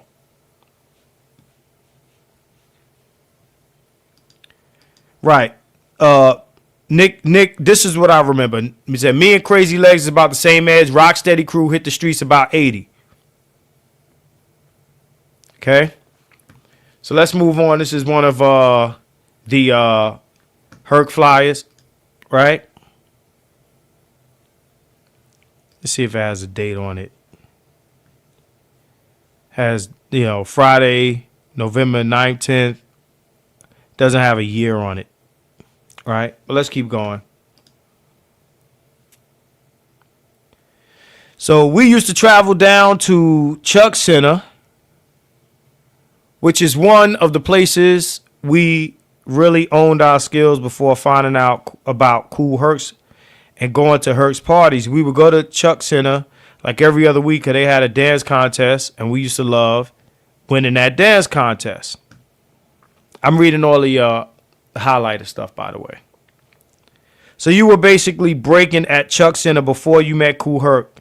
Clark Kent says, before I even met Kool Herc, that's where, look like says the nigger twins, and I owned our skills. And we would go down there with cats like Wallace D and Chip. These are guys from the era of like Trixie and them. We ran with a whole host of cats down there before we found out what Herc was doing, what he was doing on the west side of the Bronx. Prior to Kool Herc's, we used to go to DJ Smokey's party, the twins and I. From Smokey, we caught on to Chuck Center, and then from Chuck Center, we caught on to what Herc was doing. And out of all the places we went, a lot of, let's see if this is continued. Okay. A lot of people have this misconceptions that we got our skills at Kool Herc's. By the time the twins and I arrived at Kool Herc's, we was already elite. And I guess they were talking about dancing, right? Okay, so All right, Jamaicans after World War II would come to America to work the farms. They then discovered the Black American block parties with speakers out in the streets.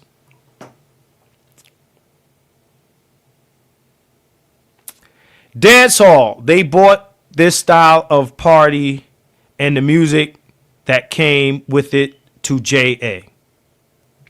So they took Black American block parties back to Jamaica. So now when you see sounds with the big speakers and shit, which they claim they started, that's something that they came here, saw us doing, and took that shit back home. Okay? This is a Jamaican dude saying it. I'm going to play some videos in a second. We're going to go through these slides first. Okay, Cornbread has retired. It's Cornbread. Shit is real tiny. Said Daryl McCrae, the modern graffiti artist, said in 1953. Said he was born in 1953. North Philly. All the highlighted shit. So he's one of the first graffiti artists. Cornbread.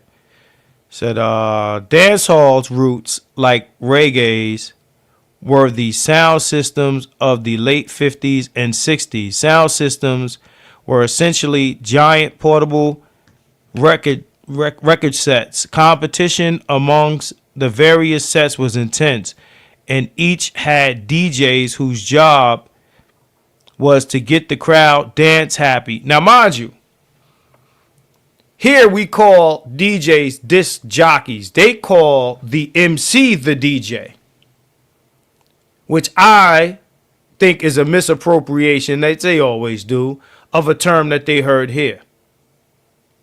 So they call the guy on the mic the DJ. We call him the MC, the master of ceremonies. They call the guy on the mic the DJ. It's like, you know, Will Smith getting jiggy with it. As opposed to I'm jiggy because I'm dressed well. Right? Will Smith took that word and fucked it all the way up. You know? Just like they put flim in the camera. Right? Flim in the camera. Motion picture film. Right? I would guess that they came here because the word DJ means disc jockey. That's literally the acronym. And they started calling each other DJ on the mic, right? So let's continue with this.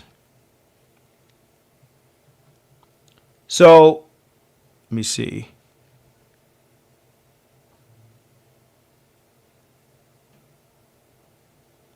Okay, so Colonel Dodd is supposed to have introduced the idea of toasting into the sound system dance halls, instructing his chief DJ, Count, I don't know how to pronounce that name, on how to copy the rhyming jive hipster bebop sounds of U.S. R&B radio DJs like Douglas Jocko Henderson, Vernon Daddy-O Winslow, and Clarence Papa Stopper Heyman.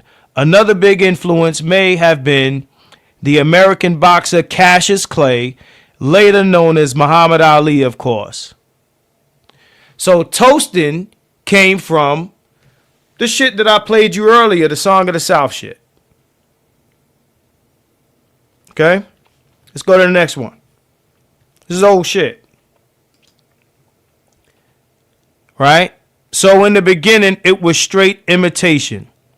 But as with Jamaican music in general, which started out trying to copy the American R&B sound, but created the very different beat of ska, the sound system DJs ended up inventing something quite new.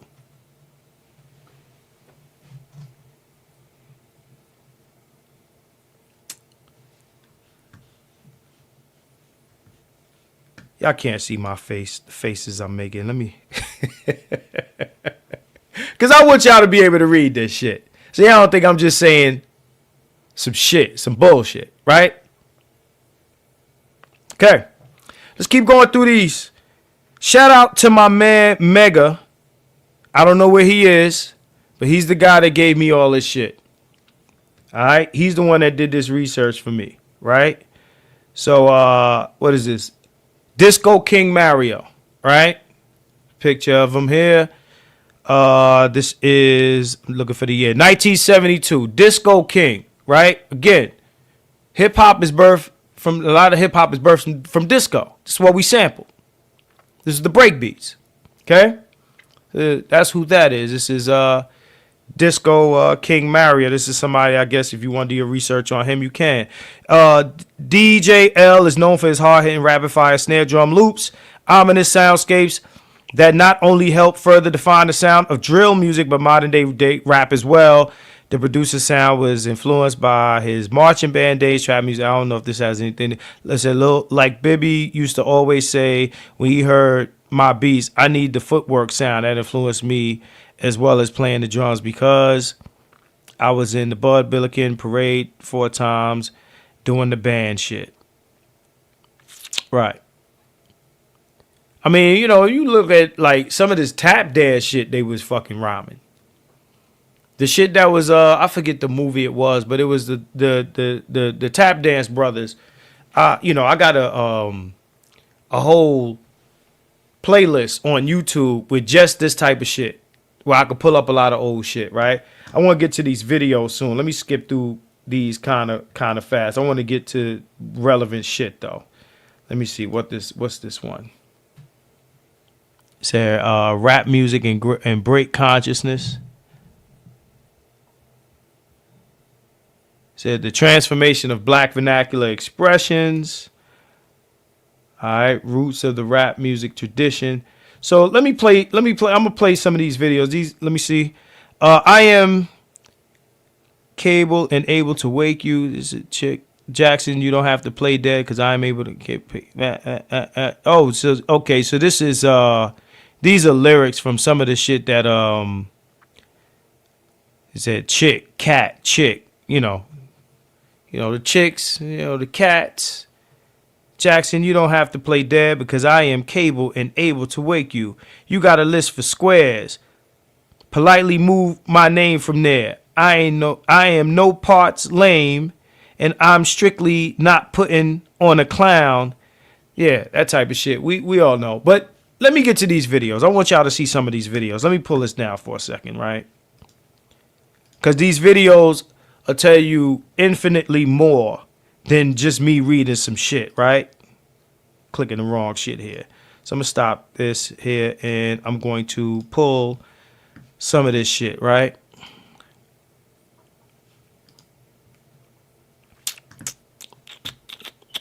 Because you're going to hear these people themselves say some of this stuff. And I know these are not Latinos, but we're going to cover the Caribbean part of this shit, right? Because we got Busta Rhymes talking that shit too. We got all these motherfuckers talking this shit. So let me pull that up.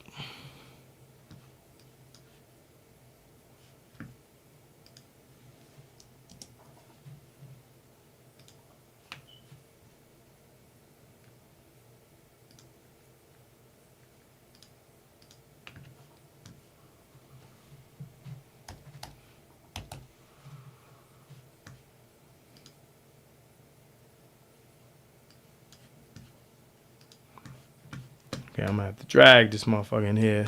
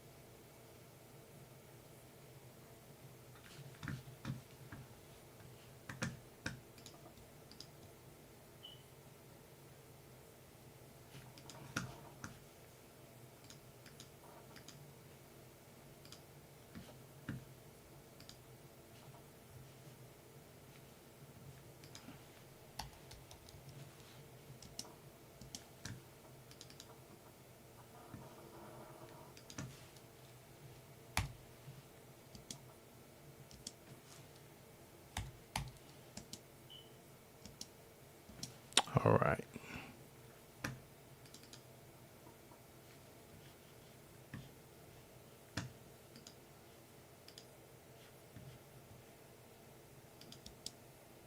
Tell them loud and clear that.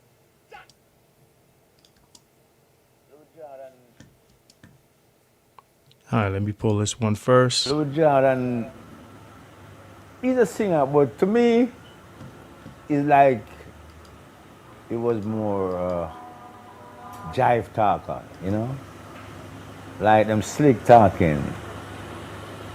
Ain't nobody here but us chicken, you know them style?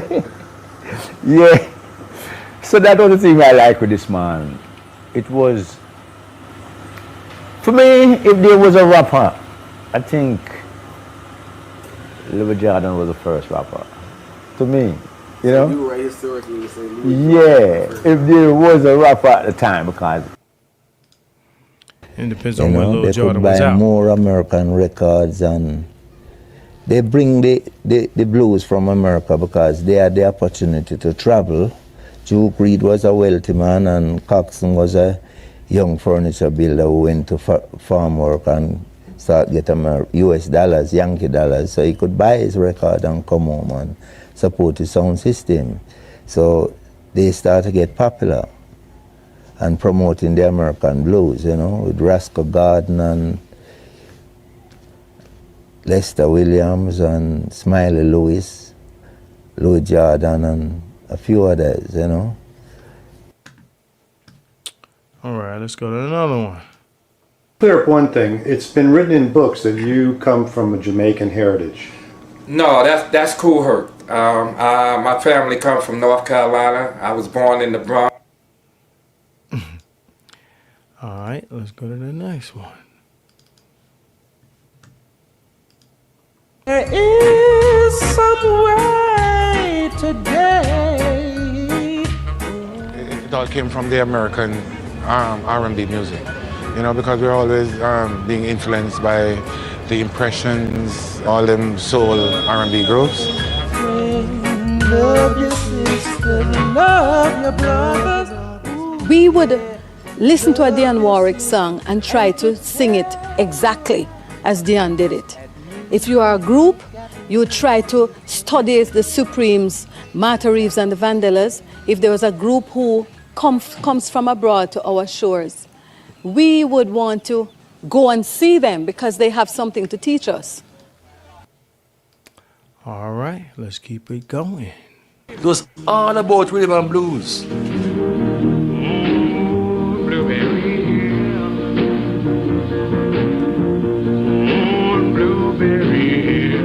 As the 1950s rolled on, the music of Fats Domino, Ray Charles, and Louis Jordan was streaming into the island from Southern American radio stations just over 90 miles away. And with the sound systems blasting it out most nights of the week, downtown Kingston went dance crazy. And like any craze, it was rich with opportunity. People used to make money from it. You sell your own beer and you sell your own curry goat and rice, and you got the sounding system from 8 o'clock till like 6 in the morning, and they eating and dancing in the... Y'all want some more? Oh, man, let's keep it going, man. Let's keep it going. I got a few more. But now I know what the man talk about, but we gonna move on. Now we can't win. Yeah, but I got a way I can slip them in. See, I collect in Brooklyn along the dock. I don't get in before 11 o'clock. Well, here's the number for your inspection. Well, I'll slip it in with my collection. Woo! Who got the number? Who got the number? Everybody knows that John got the number. Is that a 6? It ain't no 9. Oh, well, what's that? 3, boy, is you blind? Oh, well, what's that last one, a man or 5? Let me see a 7, no it ain't, it's a 5. Oh, 6, 3, 5. You right. How you gonna play them heavy or light? I'm gonna play it for $1. Well, the boss might holler. Well, let me play it for a half. Don't make me laugh. Woo! Who got the number? Who got the number? Everybody knows that John got the number. Now take. Come on now. Come on now. Come on now. Come on now, man. You think he got that? Do you think it was like a Puerto Rican on drums? Like, let's keep it real, man. So I'm about to pull up my playlist, man. Let's do this some more, man. My man said, Tethers explain. Woo! It gets deeper. It gets deeper. Hold on. It gets deeper, man. All right. Let's do this. Let's do this, right? Some people just know they can save hundreds on car insurance. We ain't about to play the car insurance commercial shit out loud. But y'all already know what this is. This is the Jubilees. Okay? If everybody already hip to it, let me let's go.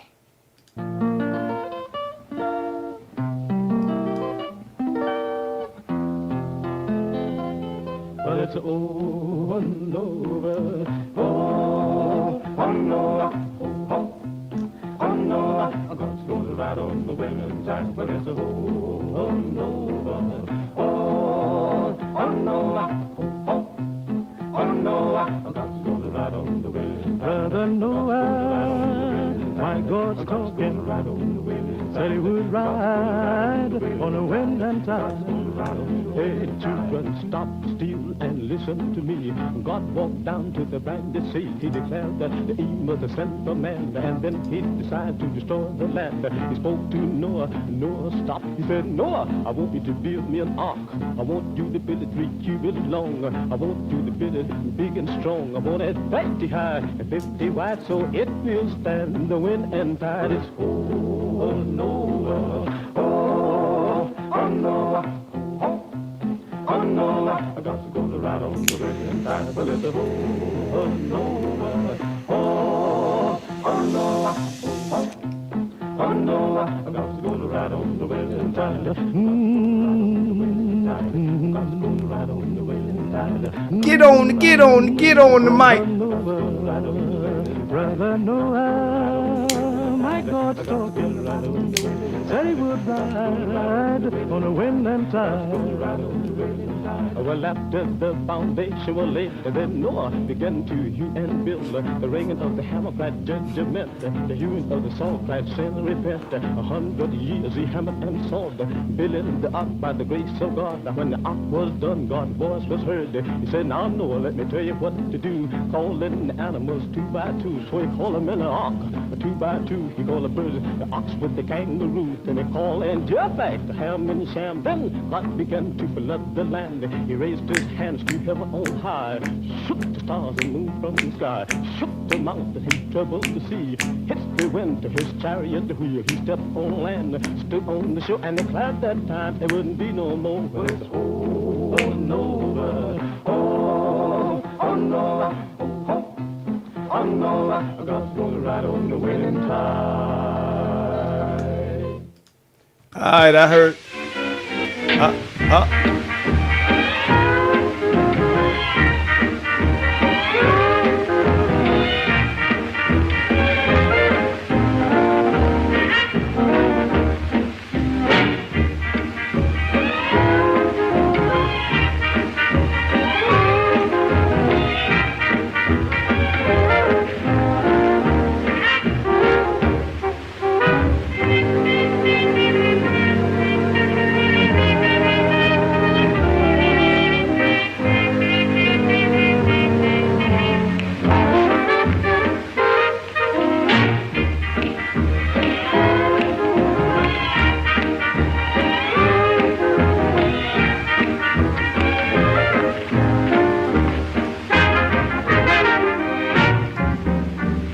Old snake hips.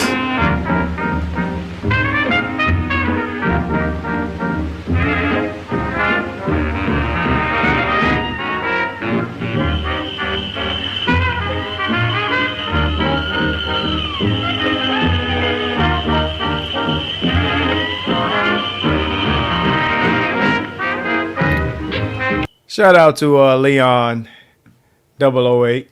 with the super chat. He said he got better bars than these Gen Z rappers. Let's somebody said Cab Calloway, so let's do this. Let's do this. Let's do this. Let's do this. Let's do this. Come on, baby. You Density connected. somebody say Cab Calloway. 58.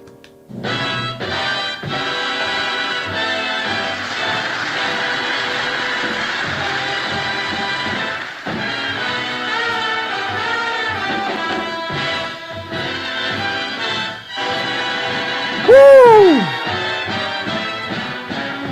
Nigga!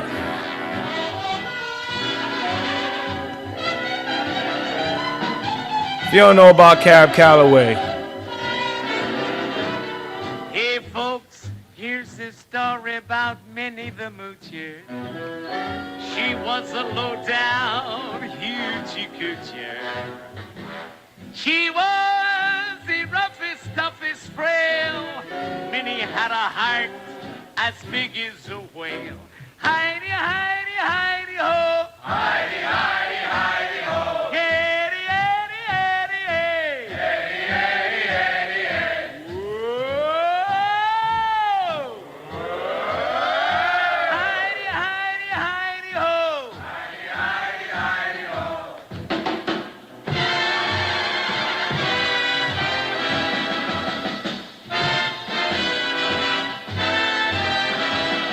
come on, baby! Let's go!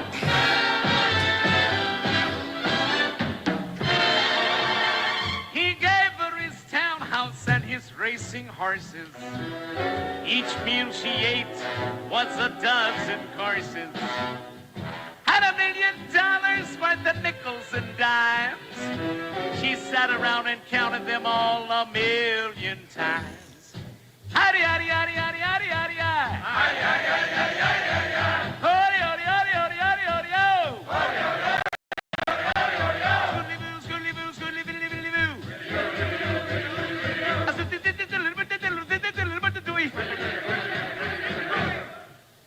Poor man, poor man, poor.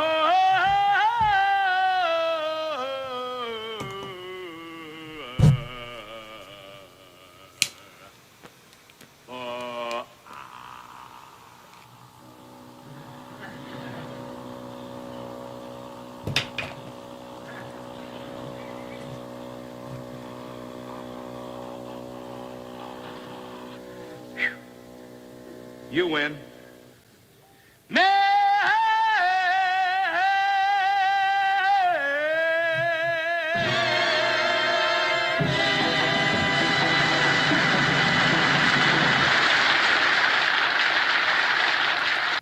This is a real B&H birthday story. We've been known for our customers. This shit ain't all the bullshit. Today. Okay? Today. I'ma need y'all to share this shit out of this shit, right?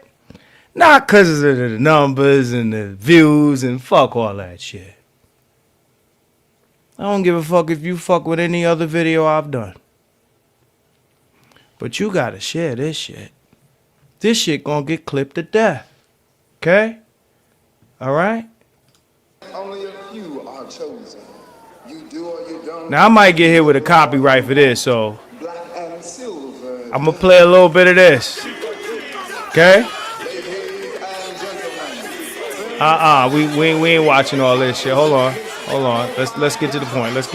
No, this ain't the video I want. Nah, let's get this out of here.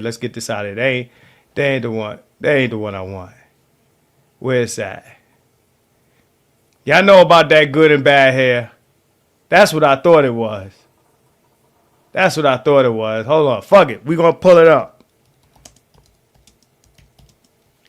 All right. Let's do it. Fuck it.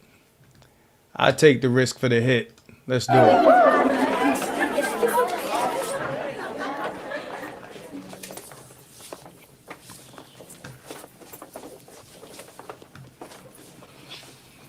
The word is excuse me. Nobody told you to stand in the hall either. Excuse me. That's better. Miss Thing. It's not real. Say what? You heard. It ain't even real.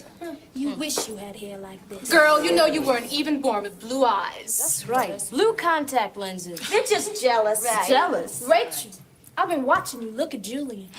I see young ass Tisha Campbell. If that was true, he wasn't much to look at. Pickaninny. Barbie doll. High yellow heifer. Tar baby. Wanna be white, jigaboo. Don't start. We're gonna finish it. Riri, open up.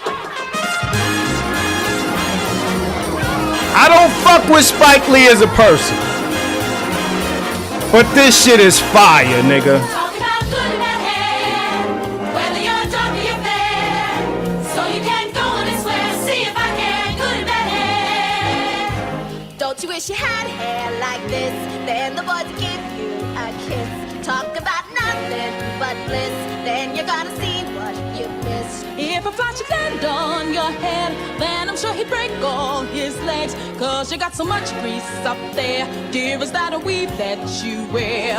You got cockabug standing all over your head. Well, you got sandy spurs, rather have mine instead. You're just a jigaboo, trying to find something to do. Well, you're a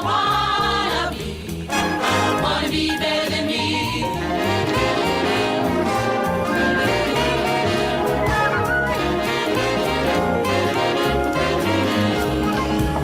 That has only good for one thing. If you get a lick back, it'll spring. Ain't you, don't you have stand on high? Ain't you coming and don't you try? Don't you know my hair is so strong? It can break the teeth out the comb. I don't have to put up at night, but you have to keep out of sight. Well, you got cockabug standing all over your head. Well, you got sandy spurs, rather have mine instead. You're just a jigaboo, trying to find something to do.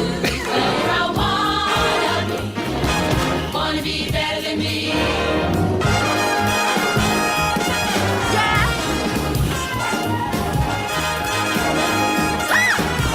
Get off. Oh, no. Stop it. Honey. Oh. Get out. Whoa. Get out of here, Miriam. All right, then. I'll get you right. Out of my way.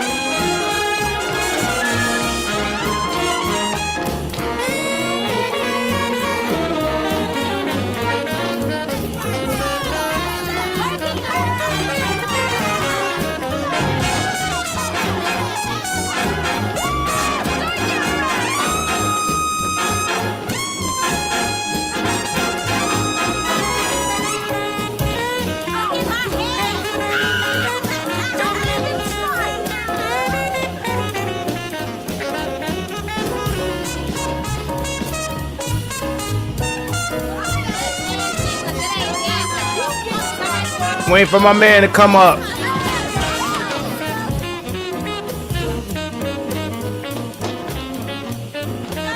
Y'all see any Spanish bitches in there? Y'all see any Spanish? I just wanted to know.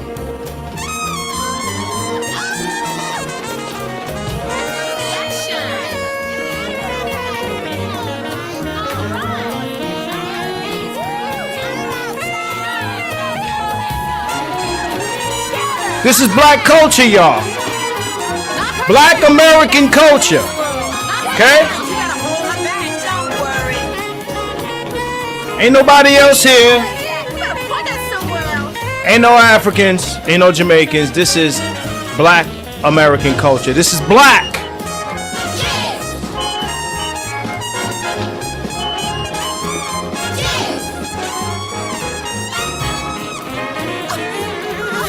You heard? What are you doing? What?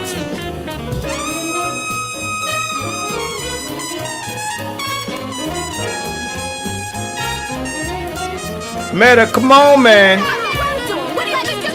Get back. You better learn how to control that. I'm not playing with you, Rachel.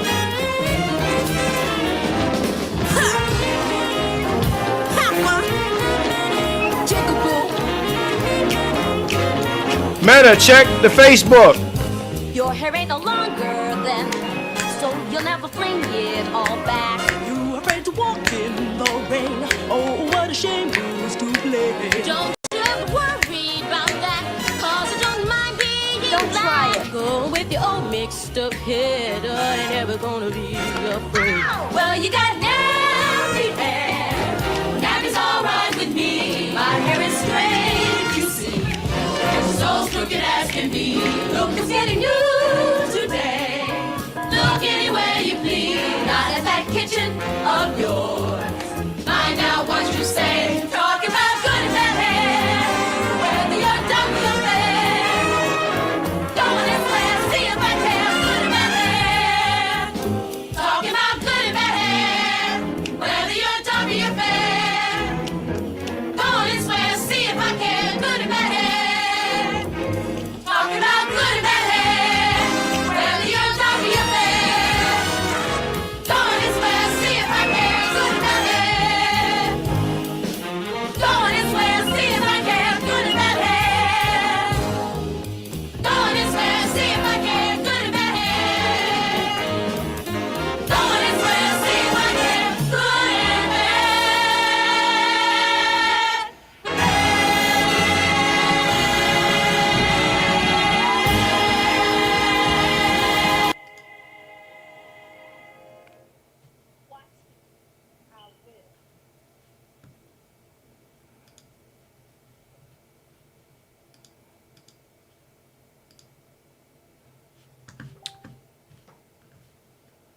Oh, they saying I got took down.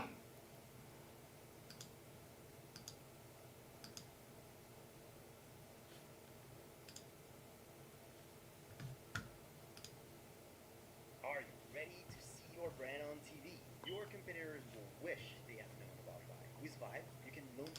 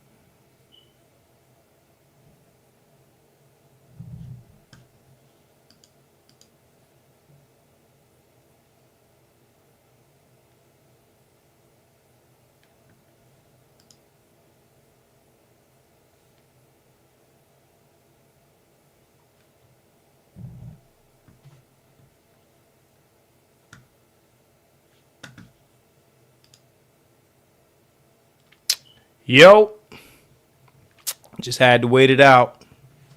They'll probably slice that, but Just had to wait it out. hold on. Yeah. Fuck it, baby. Yo, black shit. Glad to see y'all still with me, man. A lot of people dropped out, but glad to see y'all still with me, man. I figure if that shit wasn't gone, it was going to bring us back. Okay? Right? Yo, man. That's black culture, man. You know what I'm saying? That's it's not inspired by shit. We are the inspirers. We are the trendsetters. We do all this shit. We create all this shit. I done showed y'all the receipts. Okay? Right?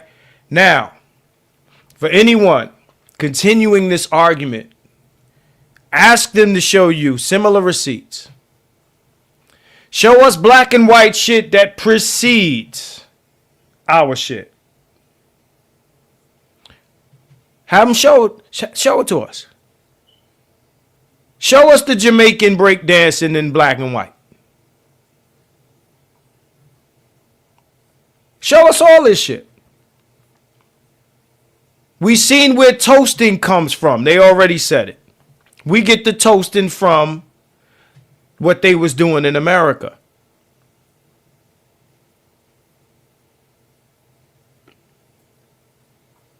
They said it. We didn't say it. That's what they said. So that ends the toasting argument, right?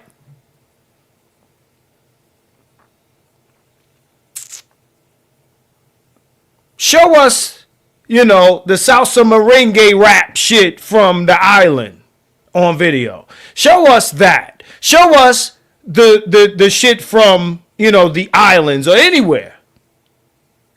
That's anything close to what we were doing. These are receipts like a motherfucker. This is timestamp. This is history. This is history. I don't give a fuck if you were there. If you were there to witness some shit, you saw us do it, you got down, the get down, Netflix, right? We let you in. We let you in. A lot of this shit that people are eating now that is considered delicacies was shit they gave niggas during slavery. And we made this shit fire, and now you fuck with it.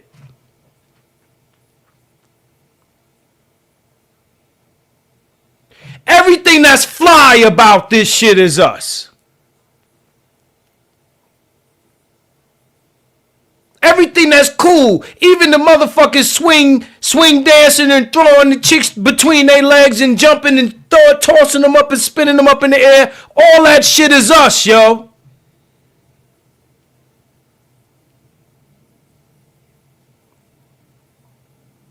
So when you watch Swing Kids and you see the young white kids doing that, just understand. They got it from us, yo. I can pull that up anytime. As a matter of fact, hold on. Let me pull up some shit I won't get banged for. I want motherfuckers to understand their history. When I was growing up, my brothers and sisters will tell you, I listened to old music. If you're from New York, you know we had CBS 101. And it was all oldies. And when I was growing up, I'm listening to this shit from back in the day. And I thought they was all white people until I saw the pictures of everybody. And this is me as a kid. Shout out to Revelator. He said they couldn't, these non-FBAs and other foreigners wasn't even on the soil yet. No, fuck were they on the soil. Show us what they were doing over there. Fuck what they came to the soil and saw and joined in. No, show us what you were doing over there.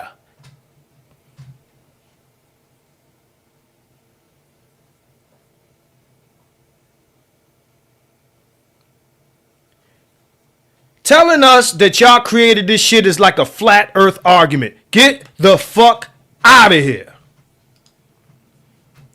Shout out to Revelator. Thank you for the super chat, bro. Yeah, they wasn't here because pre them coming here, they would have no idea.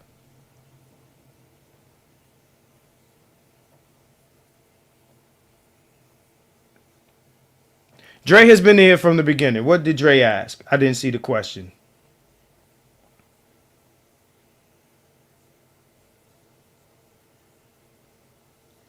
You said MC was definitely better than toasting. MCing precedes toasting. We wasn't listening to nothing they was doing over there to copy it.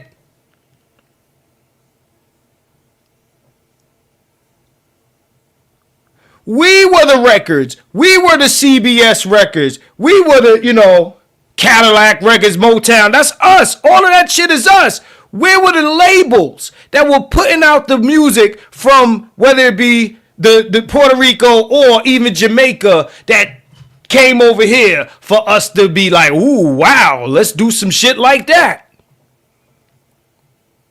Who are they signed to? To this day, the only Jamaican label I know about is VP. The only official record label that I know about out of Jamaica is VP Records, bro. Ran by Chinese people. Shout out to Kid Gravity. He said, don't forget Z100 and Light FM. Yo, something that Lord Jamal said, and I gotta make light of this. Thank you for the super chat, bro. During the time we was doing this hip hop, they was listening to freestyle. Remember K7? Da-ding, da-ding, da-ding, da-da-da-ding, ding, da-ding, da-ding, da-ding, da-da-da-ding. Remember Hot 97 was a freestyle station before hip hop. Before Funkmaster Flex. Hot 97 was freestyle music.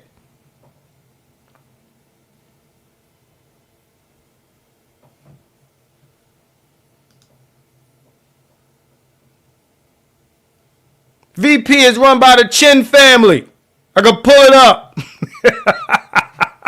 The Chins, man. I'm from Flatbush, bro. I know this stuff. I trip over this information, man. I didn't look that up for this stream. This is some shit I knew already.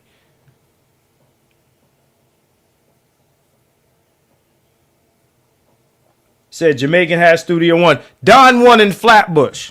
Superpower Records in Flatbush. If you fuck with reggae, you know what I'm talking about. Superpower is on fucking Church Avenue near Utica. Okay? It's where dudes went and got they dub plates done, bro.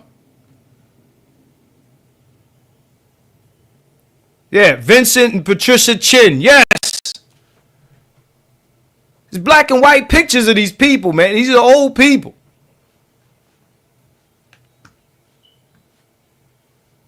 Go on pause for commercial.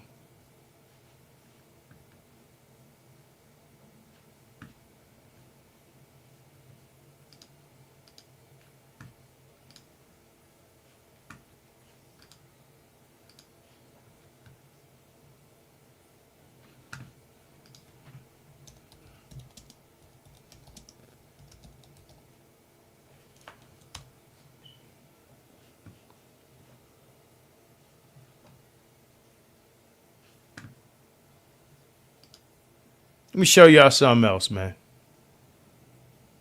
I got another thing for y'all, man. Let me share this with y'all. I ain't gonna get hit for this. This shit old as fuck. This shit old as fuck. These niggas bang me fucking. See, because it's Netflix. That Spike Lee shit, look. Let's go with this. I want y'all to see something else.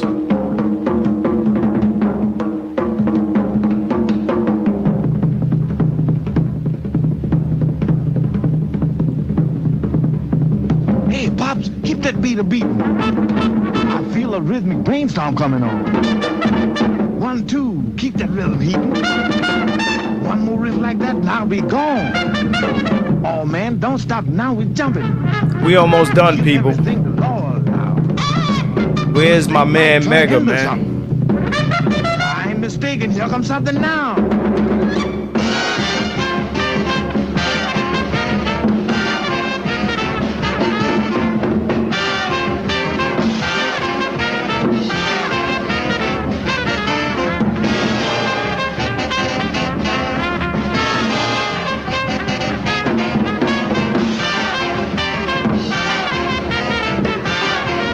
Our shit, bro.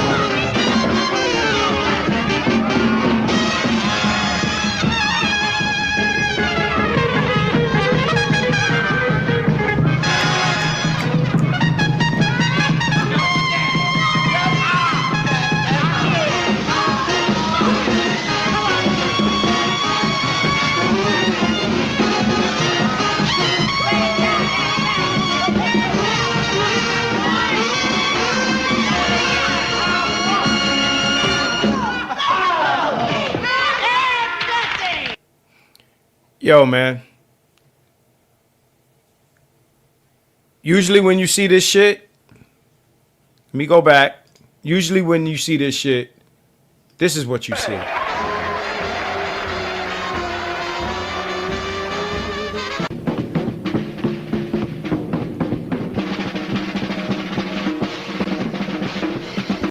Let's skip it.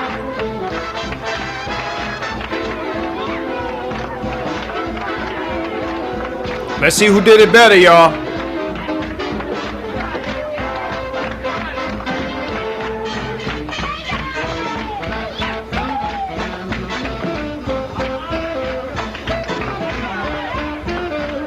It's 1940s.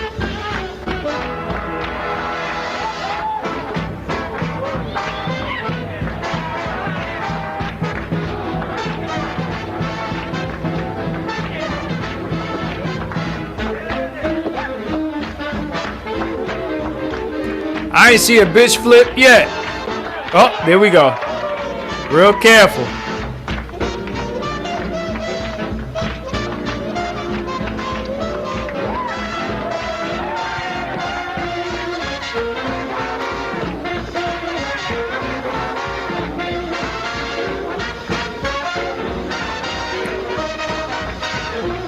All right, enough. There's nothing like the original shit, man. It's nothing like the original shit. Yo, look, I can go all Elvis and shit on y'all, but I ain't going to. I'm going to save y'all some motherfucking time, okay? Okay? Been a student of this shit, this music history shit for a long time. I used to listen to a lot of this old shit when I was a child, okay? And once I found out these people were black, it blew my fucking mind. But, you know what I'm saying? We the originators. The originators. Them motherfuckers was doing that acrobatic gymnastic shit. Okay? Alright? Acrobatic gymnastic shit. We all seen the end of Def Comedy Jam where these motherfuckers come out. And I ain't even gonna play that shit because that's HBO. We don't want no more issues, right?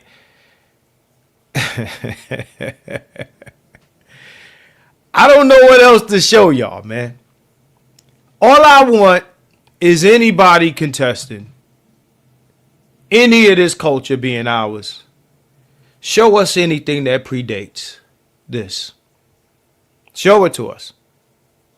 Show it to us. You have nothing. You have nothing. Busta Rhymes said, Black Americans have no culture. Busta Rhymes, who is from Flatbush, right? Trevor Smith. He's from East 10th and Caton Avenue. Okay? They don't have anything that stands up to what we saw today. And this ain't everything that I can show you. All right? These motherfuckers ain't moving like that.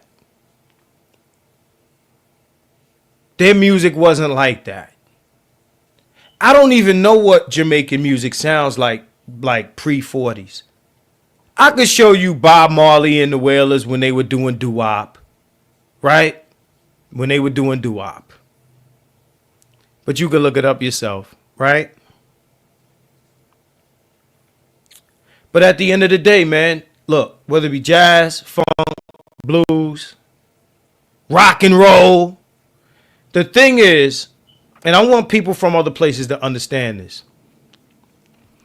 The reason why I grew up thinking that a lot of this shit was white music, because when you think of rock and roll, the first person you think of is the garage band of white boys. That's the first thing you think of. And this shit was stolen from us. Okay? That's why I like Eminem. I think he's dope. But that's why people feel the way about Eminem, because of Elvis. This shit is a fucking repeating cycle that keeps happening. We create shit. It's black culture. Once it becomes fire and everybody loves it, it becomes American culture. And then it ain't black no more. Everybody else culture stay their culture. Jamaican culture's Jamaican culture. Salsa merengue, that's that Latino shit. It stays that. Nobody ever takes it to make it American culture. Nobody ever took reggae to make it American culture. Nobody ever took nothing else to make it American culture. But our shit we got to share with everybody, and then our fingerprint and footprint gets removed from the shit. Get the fuck out of here. It's not happening no more. Fuck you. Fuck you. Yeah, country music also. This is why we on it the way we on it. It's not divisiveness. It's none of that shit. We don't hate you. You can't have it. You can't have it. It doesn't belong to you. It is ours. You can borrow it. You can check it out. You can come kick it, but it is ours. It doesn't belong to you. You keep your shit, you wave your flag, and we get to keep our shit and we wave our flag. Okay? We are as possessive with our culture as you are with yours. And that's fair. That's fucking fair. It's fair, yo. It's just what it is. So don't bitch and cry and moan about we're hating on you or we're anti something or nothing. To be honest, everything that you fought for, we've supported. We've supported all of your independence movements. We supported your music. We've supported your food. We supported your art. We fuck with everything. Let us have our shit. Let us have our moment. Let us have our issue with the U.S. government, with reparations. Yo, just step aside. It has nothing to do with you. It has nothing to do with you. Our signature is on the shit that we created, and you can't erase it. The people who created this shit are still alive and breathing and walking and talking, and they're telling us every day that these motherfuckers wasn't there and those motherfuckers wasn't there. It was just us. How do you argue with the motherfucker that was there? They're not from New York. Motherfucker, they precede you. And they're from New York. They're from all over the city. Bronx is where it popped off. But I'm even challenging the idea that hip hop was all about the Bronx. I'm even challenging that. Okay. So I'm going to do 5 minutes. I'm going to drop the link. I want Doc Thunder to come up first, right? Because he just asked me, could he come up? So I'm going to drop this link real quick. We're going to close this out very soon. I'm going to be very restrictive about be concise as you can. Anybody that comes up, be as concise as you can, right?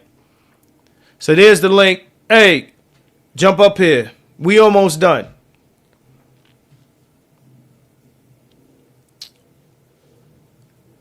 We are almost done. All right, I'm going to bring Doc Thunder up. And Dr. Thunder, you are a musician. Can you hear me? Yeah, give me just a second. No doubt.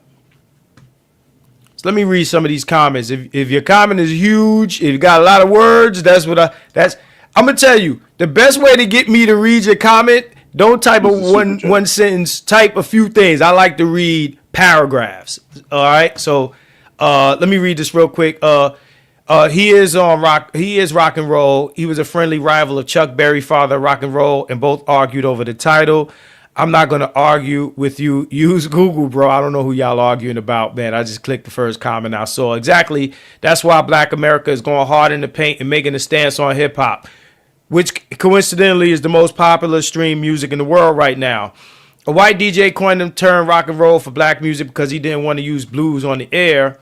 Also, previous black artists had the words rock and roll in their songs, right? So, okay, Slick Rick. Oh, okay, this is back and forth between y'all two. Like I said, I know the history.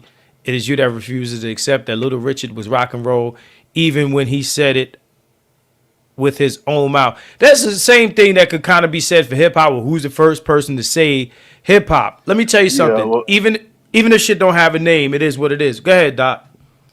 Yeah, rock and roll is R&B. And the first guys were, what was it, Chuck Berry and Little Richard. Right. That was rock and roll before rock and roll. And cover, everybody's running around using the term cover. You know, cover band. You know, such and such covered a particular song. That's a Right. patently racist term where they would put a white cover art on black music to sell it. Right. Um, and then a cover artist or cover band was basically the white, the white band that took the black songs and did a white version of the song. And then record companies had an easier time getting white folks to buy that music. Yeah, I lied. 5 Heartbeats. Right. So Hmm. it's very interesting. So Black American music. So when we talk about Black American music, we're talking about music that has any of the three that has these three characteristics categories with the primacy of rhythm. Okay, so these three categories. One is polyrhythm, so that's multiple rhythms simultaneously occurring. All Black American music has that. The second thing is improvisation. So Black American music is highly improvised.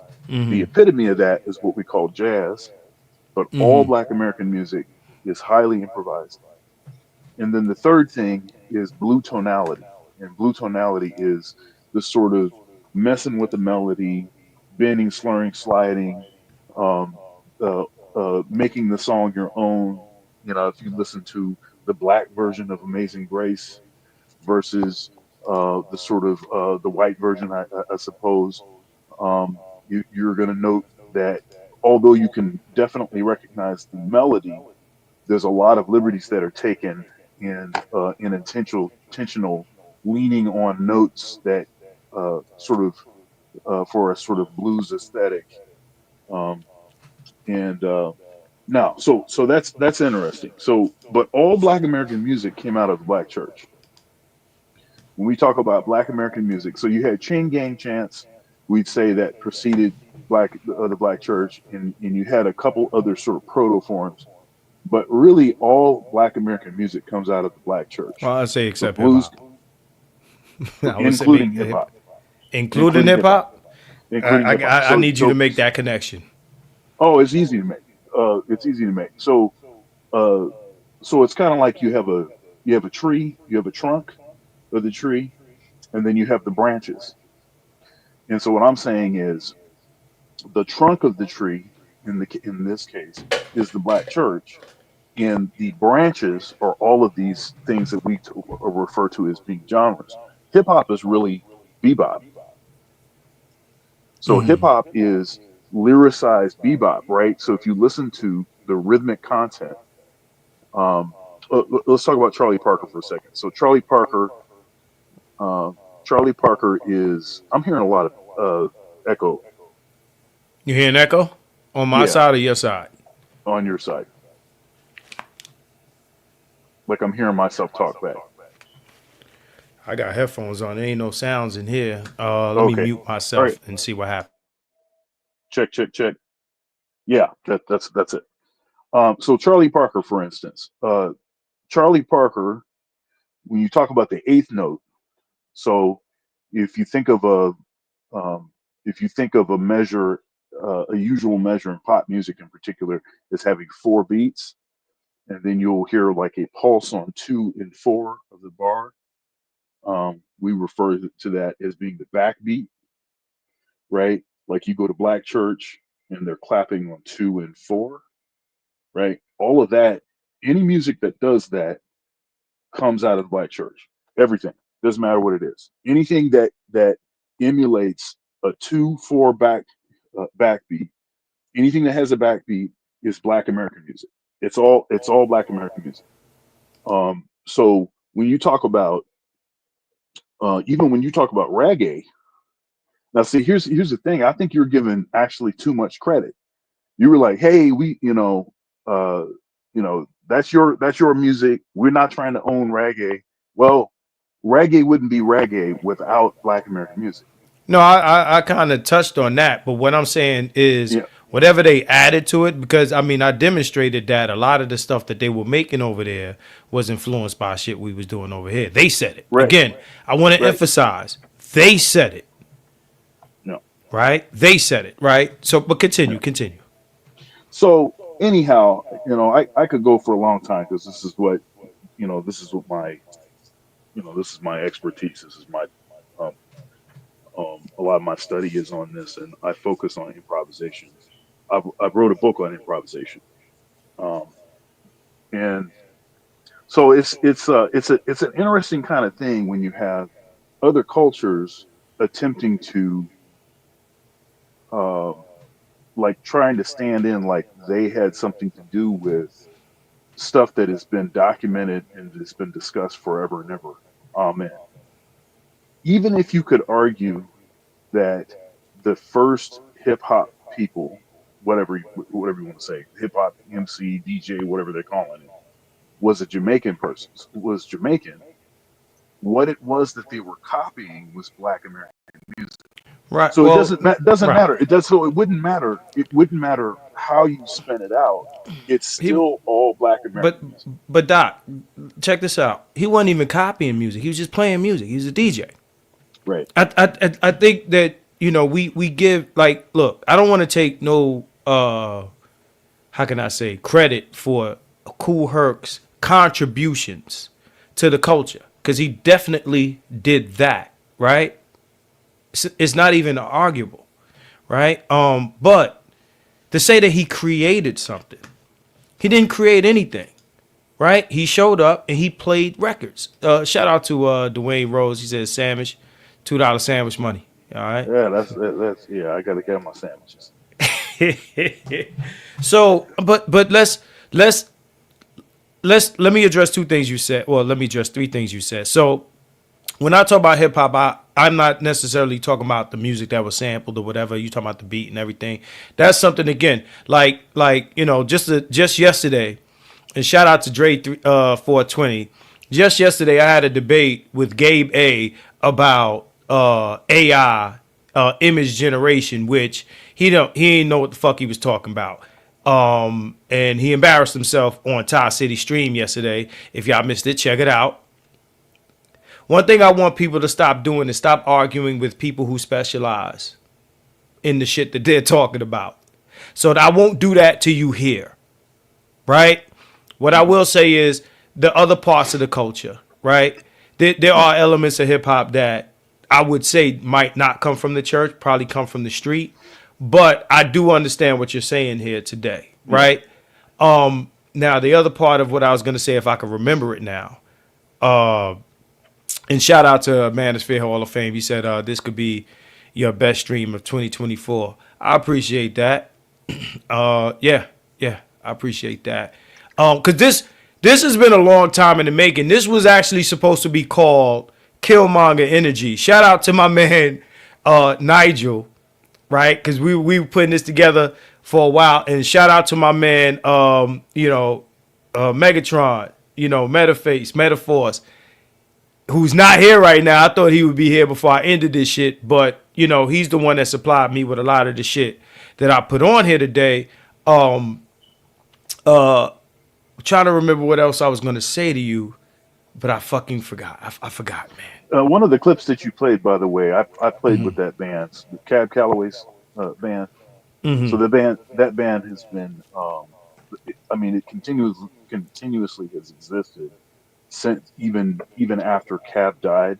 His nephew, Chris Calloway Brooks, is now the artistic director. He kind of plays the role of Cab in the band now. And okay. So yeah, I played with that. Yeah, Heidi Ho, right? Right. That's a classic, man. Yeah, but all of that talk, that jive, all of that stuff, that's all it's all Black American. You can't you can't take that and try to act like you made that up. You didn't make that up. That's clearly Black American music. Yeah. Yeah. There's words that we still say today from that era. Right. Yeah, there's still language, that we still say today from that era, man. But Here I did want. Here I wanted to say this one thing. I was talking about Charlie Parker. We talk about so there's a pretty direct connection between bebop and hip hop. And so Mhm. we know that hip hop really is East Coast, and it kind of spread west and everywhere, but it really had its sort of origins on the East And Coast. well, And go ahead. go ahead. Now I was gonna say there are probably elements, and I said it earlier, that come from the South. Cause like Oh yeah, of course. when Yeah, right when you look at the old stuff, these were Southerners. yeah, These were Southerners. and really, the birthplace of so-called jazz is New Orleans. So yeah, but when you talk about what has been the sort of mecca and hub of jazz, it's definitely New York. And when you talk about bebop, it's definitely New York. And so bebop was highly improvised, some of the most intricate, difficult stuff to play. Um, and Charlie Parker, of course, is the sort of architect of a new language and a new approach to playing the eighth note. So I was talking about beat two and four of the measure. So prior to Charlie Parker, there was a lot of pulsing on the beat. Mhm. But what Charlie Parker did is he took the emphasis away from the beat, and that was necessary because he was going to use all of the notes in the chord scale and a lot of chromaticism, and you need forward motion in order to justify a lot of those note choices. So that's why the emphasis on the eighth note, which makes the line sound much more horizontal. If you listen to Biggie rap, for instance, or if you listen to Rakim, um, um, Eric B. and Rakim, if you listen to R, uh, you'll note that his pulsing is bebop eighth notes. Most of what he's doing is eighth notes, and all of the emphasis where he puts accents, the sort of horizontal motion in the line, in everything that he's saying, the rhythmic content is all directly bebop. It's all bebop. And part of that, I think, comes from the fact that a lot of the, uh, a lot of these, uh, rappers, hip hop, a lot of the hip hop, they spent a lot of time listening to jazz, and Oh no, and that definitely. eighth note, and that eighth note, especially in the stuff that was, we'll say, mid '40s onward, switched from being again a pulsing on the beat to this sort of eighth note on the end. Now, if you listen to a lot of West Coast rappers, so for instance, if you listen to somebody like DJ Quick, when you listen to him, he's doing eighth notes. He is emphasizing the and, but there's not the sort of triplet content in the eighth note. So like the eighth note is more straight up and down, like da da da da da da da da da da da da. It's very even. If you listen to bebop, you can hear the triplet da da da da da da da da da So da da da. Yeah, so All right, so I want us to be concise because we approaching. Let me see. it's too We long. I got approaching. it. Yeah, we approaching. Yeah, no. We approaching 3 hours. What's up? Wait, before you go, Dre, I want to shout out Tito. Tito's in the building, y'all. He said if you travel to America, probably if you travel to Jamaica, most of the music on their radio station are covers of Black American music. Shit, that is true. all through the '90s they did that. All through the night, bro. I ran with a Jamaican crew. All through the '90s they did that. Like Right? I actually did learn just listening to Tito talk he did have a good stream like he explained this for me. So this is why I wanted to pop up because just speak on that. But Right. It's one thing for Busta Rhymes to say what he said, right? bro, he is a goofy Jamaican and like I I gotta hold the L on that, even though it ain't my L to take, but I gotta hold my L on that. I mean, look. It is what it is. It is what it is, man. And I'll hold my L on that. It is what it is. no, I got you, man. But you know, again, it's one thing for him to say what he said, and then he added on to it that Americans had no culture. Well, he said that he was talking about black Americans. Let's keep it real, right? But it's another thing for a Puerto Rican, right? Well, To call us, I just want to contextualize it, to call us radical, radical black racists for gatekeeping hip hop. Now you got a white boy. Eminem said, "I'm a guest in hip hop." That's what Eminem said, and we hate him. Like everybody gives Eminem all his smoke, and he has nothing but humble respect for not only hip hop, not only the culture, its founders, its elders, all right, right, so- and all of that. But then this guy has the fucking gall to come out and say what he's saying. Well, while using the N word. While using, but let me tell you what it is about. I said this. I don't know how long you've been here, Doc. If I addressed this while you were on here, Puerto Ricans are so used to using the N word in New York. They really are, right? Yeah. And they not only do they address black people this way, but they address themselves as the N word. Like you will hear Fat Joe say something like, a nigga like me, that's this, because a nigga was over here and a nigga was over there. You'll hear that, and because I'm sorry. Oh, okay. They grow up on the same blocks as we do and this and that. That doesn't necessarily say that there may at times not be a malicious intent or interpretation of the word, depending on what's being spoken on. So because they'll slip a ER by you, right, and you won't know it. But just understand. I'm sorry. I mean, you actually know when they're saying the hard R. It's like that. That's the problem. It's like it's just y'all let that shit slide, and it's like it's mind blowing to me. But y'all let that shit slide. So that's on y'all. No, it ain't on us. Look, again, there will be more Puerto Ricans that use the N word.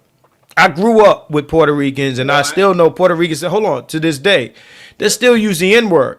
And the shit will roll off my back. It's not going to bother me because I know these people and I know the language they grew up speaking, right? So they don't reserve the N-word for black people, is what I'm saying. Again, I'm not defending anything.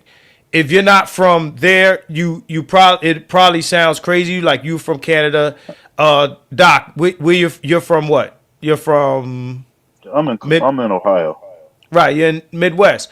Right. So again, I'm not giving no passes. What I'm telling you is, at the end of the day, we've grown up with these people, and they speak our language to the point where he feels that comfortable talking the way he's talking because it's that's just crazy to me. It's like to feel comfortable talking like that, that's wild to me. That part. Well, I don't necessarily have an issue with people how they talk to each other or how they refer to themselves or whatever like that. I just think that it's an interesting state of affairs where he obviously is benefiting from black culture. I mean, absolutely. People only know him because of black culture. Right. But then he has also been part of trivializing a word that's been used to degrade and demean black people, while feeling like he also has the while still having the audacity to claim that black people are radical racists. It's the whole thing together that is only in America. I hear you, but again, this is a guy that grew up. It's not only in America, but I understand where you're coming from. No, look, Fat Joe grew up. Look, hold on. Fat Joe grew up in the Bronx. He grew up around black people. He grew up getting his ass beat by black people and shit like that, right? None of this to justify anything.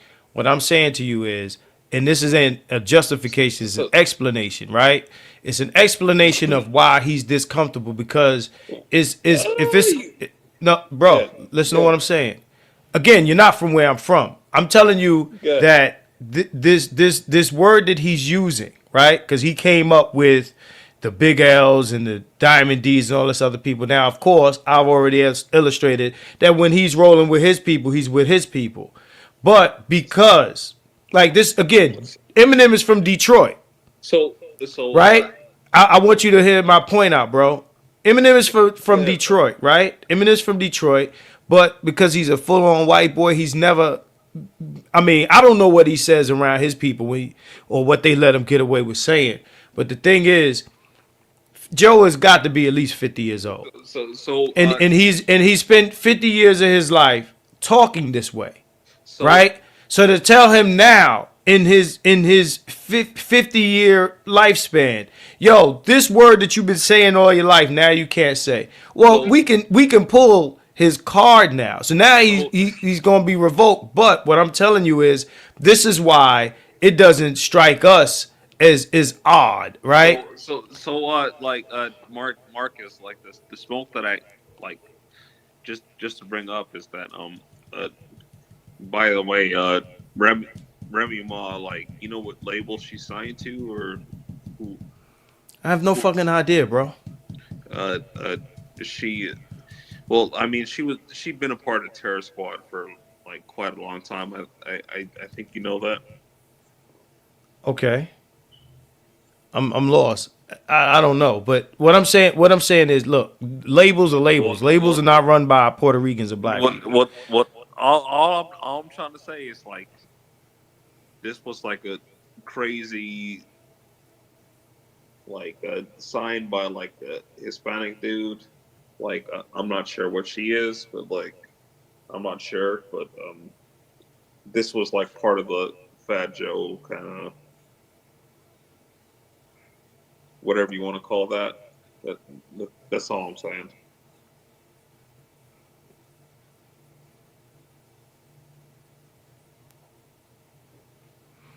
You want to run that by me one more time, brother?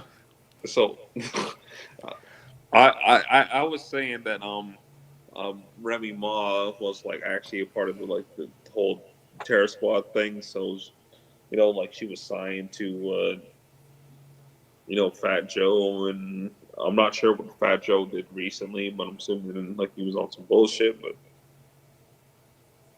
she was never his people. She was Pun's people. You know what I'm saying? Where we at? We at 3 hours. Yo, I'm about to close this down, bro. Yeah. So I ain't got to defend that, but yeah. No. Yeah. Look. Before I come off sounding like I'm defending his right to use the N-word, because I'm not. I'm telling you why, right? In New York, because you grow up with these motherfuckers, and a lot of them are half black. Like, again, we motherfuckers got Puerto Rican baby mothers. I mean, we all seen Do the Right Thing. We got Puerto Rican baby mothers. We got half Puerto Rican kids. Noriega's half Puerto Rican. Like this shit is so crazy. Like, that's just the landscape that we live in. Like, motherfuckers will be on the second floor in 2A, and the Spanish kid is in 2B, and we grow up like that, right? So he hear us say the N-word, and he say the N-word, not even knowing what the shit mean. Right? So I mean, what I'm saying, it's rather disrespectful for me, but like, of course, because you're not from. Again, listen, people in the chat. Let me talk to people in the chat. I understand why this shit is bugged the fuck out to y'all, because this is not what y'all are from. Y'all don't grow up around these people. You know what I'm saying? It's like, how people say, well, Kendrick is like us and Drake is not like us, right? Yeah, motherfuckers get arrested and shot and all of this next to the Puerto Rican dude, right? But again, these are the outliers. It's not the whole Puerto Rican culture that we all together and we intermixing or whatever the case may be. But we have kids, like the kid that sat next to you in class is the Puerto Rican kid, right? It's segregated, but not so much. But again, what Joe has done with his behavior and his statements is he has put himself in a position where now, if he uses the N-word, it's going to sound strange coming from him, right? It's going to sound strange coming from him. That's all I got to say. So yeah. So on that topic, like, Fat Joe was like he was like a big pun wannabe, and that's never going to happen. Yeah. If I can, I could say, I gotta shut this down, bro. But go ahead. I'm listening. Sorry. Yeah, No, no, no, no. I'm listening to Doc. Doc. Go ahead and kick. You know, I want you to. Yeah. Okay. So I understand what you're saying. You're saying that you've been desensitized, and also you have a particular proximity and relationship to folks that, with impunity, use this word to address all kinds of folks, not just black folks. And so it hits different. I understand that. My point was more about um, given the surrounding topics about where did hip hop come from, who has a stake in it, Right. who actually, is doing the appropriating, and all of that. In light of that, in light of the history of this country, in light of everything, and all the folks that have used that word in a derogatory manner towards black folks, it's just, um, it's just it's ironic. I guess it's ironic that this guy would be, while using practically right after he got done using the N word, could form the words to say that black people, or that any black people, are radical racists. Yeah, he's So bugging the that's the fuck part. out. Right. It's just crazy. It just Yeah, and that's why I said only in America can you be that uh, just like directly say things almost in the same phrase that Right. Now contradict each other. I get what you're Yeah. saying. Trust me, I get what you're saying. So it's like he's a nigga, but he's not really. He's distancing himself from the nigga, but I get what you're saying. It's very what you're saying is very nuanced. So this is definitely a very nuanced conversation, and I'm thankful that you brought it up. Like you just said, like he was bugging the fuck out, like he really was. I haven't But heard yo, we the go. whole All right. story, Well, but here I'm he going to was get going. definitely bugging. I appreciate you letting me come We up, gonna man. wrap it up, man. And I we'll appreciate. have to we'll wrap again. Peace. Yeah, we gonna All right, revisit this, man. Thanks a yeah, lot, bro. So y'all got it. Thanks for that. Thanks, fam. I appreciate you, bro. Oh, damn, I got two more, man. I gotta drop you down, Dre. I appreciate you jumping on, man. I'm trying to save time. All right, so I got Tito, I got Adrian. I want y'all to kick it, but I want y'all to be concise, man. I am out of time. So, Tito, what's good, nigga? What up, man? What up? You know what? I did a live talking about this a while ago, but it was somebody else who had ironically, another Puerto Rican who I jumped out and said kind of the same thing. Right.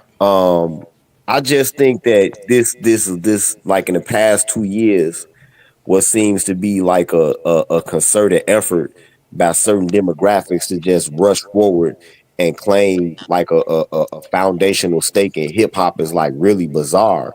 The part that they not saying, see, cause like I'm almost as old as Fat Joe. I'm older than you. So look, one thing that they not saying is that when rap first started, a lot of them, when they did decide to go the hip hop route, whether, because the four pillars of hip hop are rapping, breakdancing, tagging, and DJing. And when they did get with the hip hop thing, a lot of them got ostracized up out of their own communities when they did. I've seen some Arabs that got into hip hop that was DJs or taggers or breakdancers or whatever, not the Arabian rappers. I've seen Hispanics from back then. Matter of fact, I know a Hispanic who I went to school with, where he told me his brother got kicked out because he had some Too Short tapes in his sock drawer.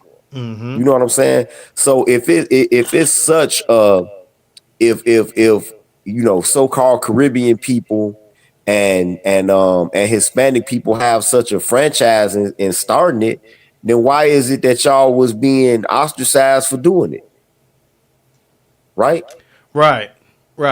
But that's what I said. I said to a friend of mine, I said, and this is a guy I grew up with. He's sometimes in the chat, goes by Deuce One. I say, yo, how many, and I can name one, the guy who I named earlier, how many of the Spanish kids that we grew up, like, were we allowed to come to their homes? Like, yo, when we grew up, like, we would come you know, the niggas' cribs, like, yo, what's up, yo, come through the crib, da-da-da. They come to the crib, hang out at the crib, whatever, whatever. You know what I'm saying? Even some of the Caribbean people, man, I would be at the Caribbean, like, my boy that I grew up with, like, that the family that took me to Jamaica, I would go to their house. They would, my man used to come to the crib all the time, hang with me and my brother.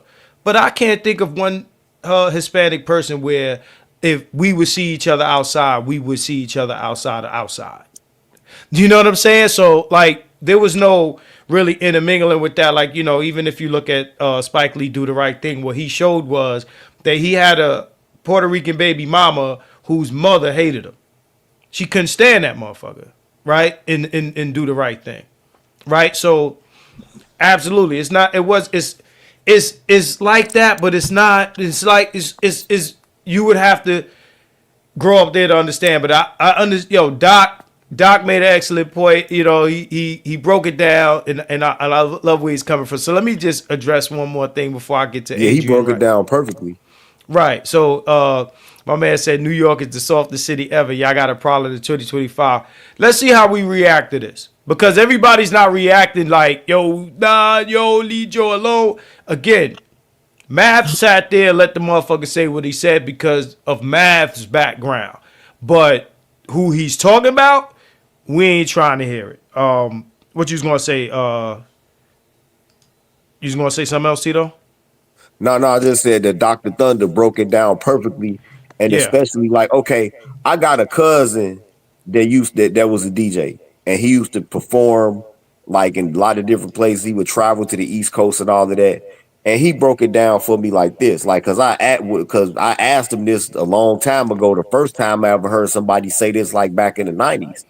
And he was like, yeah, you had cats that was like Hispanic and other races and shit that performed music with us and all of that, man. But we made this shit up. And he said, even before you had like a real rap scene, you had like he was talking about like Cab Calloway would do Jav talking and all of that. And what Cab Calloway used to do came from hearing pimps talking shit. Right. So they would be rhyming and players balls and all of that. I want to let Adrian get the last word, and we got to get up out of here. Because we've been rocking for 3 hours. Yo, Tito, I ain't dropping you down, Tito, but yo, I appreciate you jumping in on this shit, man. Hey, what's good, bro? Hey, what's going on, bro? So I just want to pick back up a little bit and say, kind of reiterate what you and I were talking about earlier today. It's not so much that Fat Joe or Bus or anybody like that is doing anything different. It's that Black Americans are doing things different now, right? They're used to being able to come in, pick up what they want. Other groups pick up what they want out of Black culture and take it and call it theirs. For example, like we were talking about earlier today, we'll never get breakdancing back, right? So it's not so much that they are doing anything different; it's that they're surprised that we're doing something different. I mean, it's no different than Obama talking, crazy to Black men during the election. They're used to being able to come in and say whatever the hell they want to, and then we go along with it, and we get browbeaten, and we shut up, and we go along with the program. But instead, we're doing something different. Right. It's like, nah, fuck it. Right. Fuck that this time, right? Yeah. And I think that this is just my own theory anyway, but let's remember that Fat Joe comes from a culture that's used to erasing its black history. When we talk about improve the race, how do you improve the race if you're Afro Latino? Well, it's erasing your Black heritage. Right, and that's what we're going to. I mean, shit. If you from New York, we here talking about Puerto Ricans. We don't even want to get started on Dominicans. Right. If you ever been to Washington Heights, it's real. It's real. Up in Washington Heights where the Dominicans at, they do not fuck with niggas. Right. I would say that, Puerto Ricans are a little bit more open to fucking with niggas. It's a little bit more than the Dominicans, man. Dominicans? Bro, don't even get me started. And they blacker than the Puerto Ricans. And they hate each other. You know what I'm saying? But anyway, man. Now check it. I did send something to your messenger. An interesting conversation I had with Chat GPT where I had to correct the record for it. I saw it. I got it on my phone here. Yeah. Right. But let me. I don't know if we got time to get into that, man. Because No, it's really long. It's three and really a half. long. If you do like a part 2, that's probably when I would bring it up. But Right, so we can do this again, bro. Both of y'all, man. Thanks for jumping on here, man. I'm after I do this, I cut this stream out. I'm gonna have to trim this shit down, and you know, I don't know how it's gonna play. If the suspension part is going to just automatically cut or what, or if it's going to skip it. But you know, if that Spike Lee shit is on there, I'm gonna cut that out. But yo, man, I appreciate this. This was you know, the non-FBA. Claim the Hip Hop Fat Joe, aka Killmonger Energy. There will be a part 2 to this, you know, if we got the time to do it. If y'all interested in doing it, man, I got a lot more shit. We out of here, man. Peace. Peace out, 100. All right, man. Peace.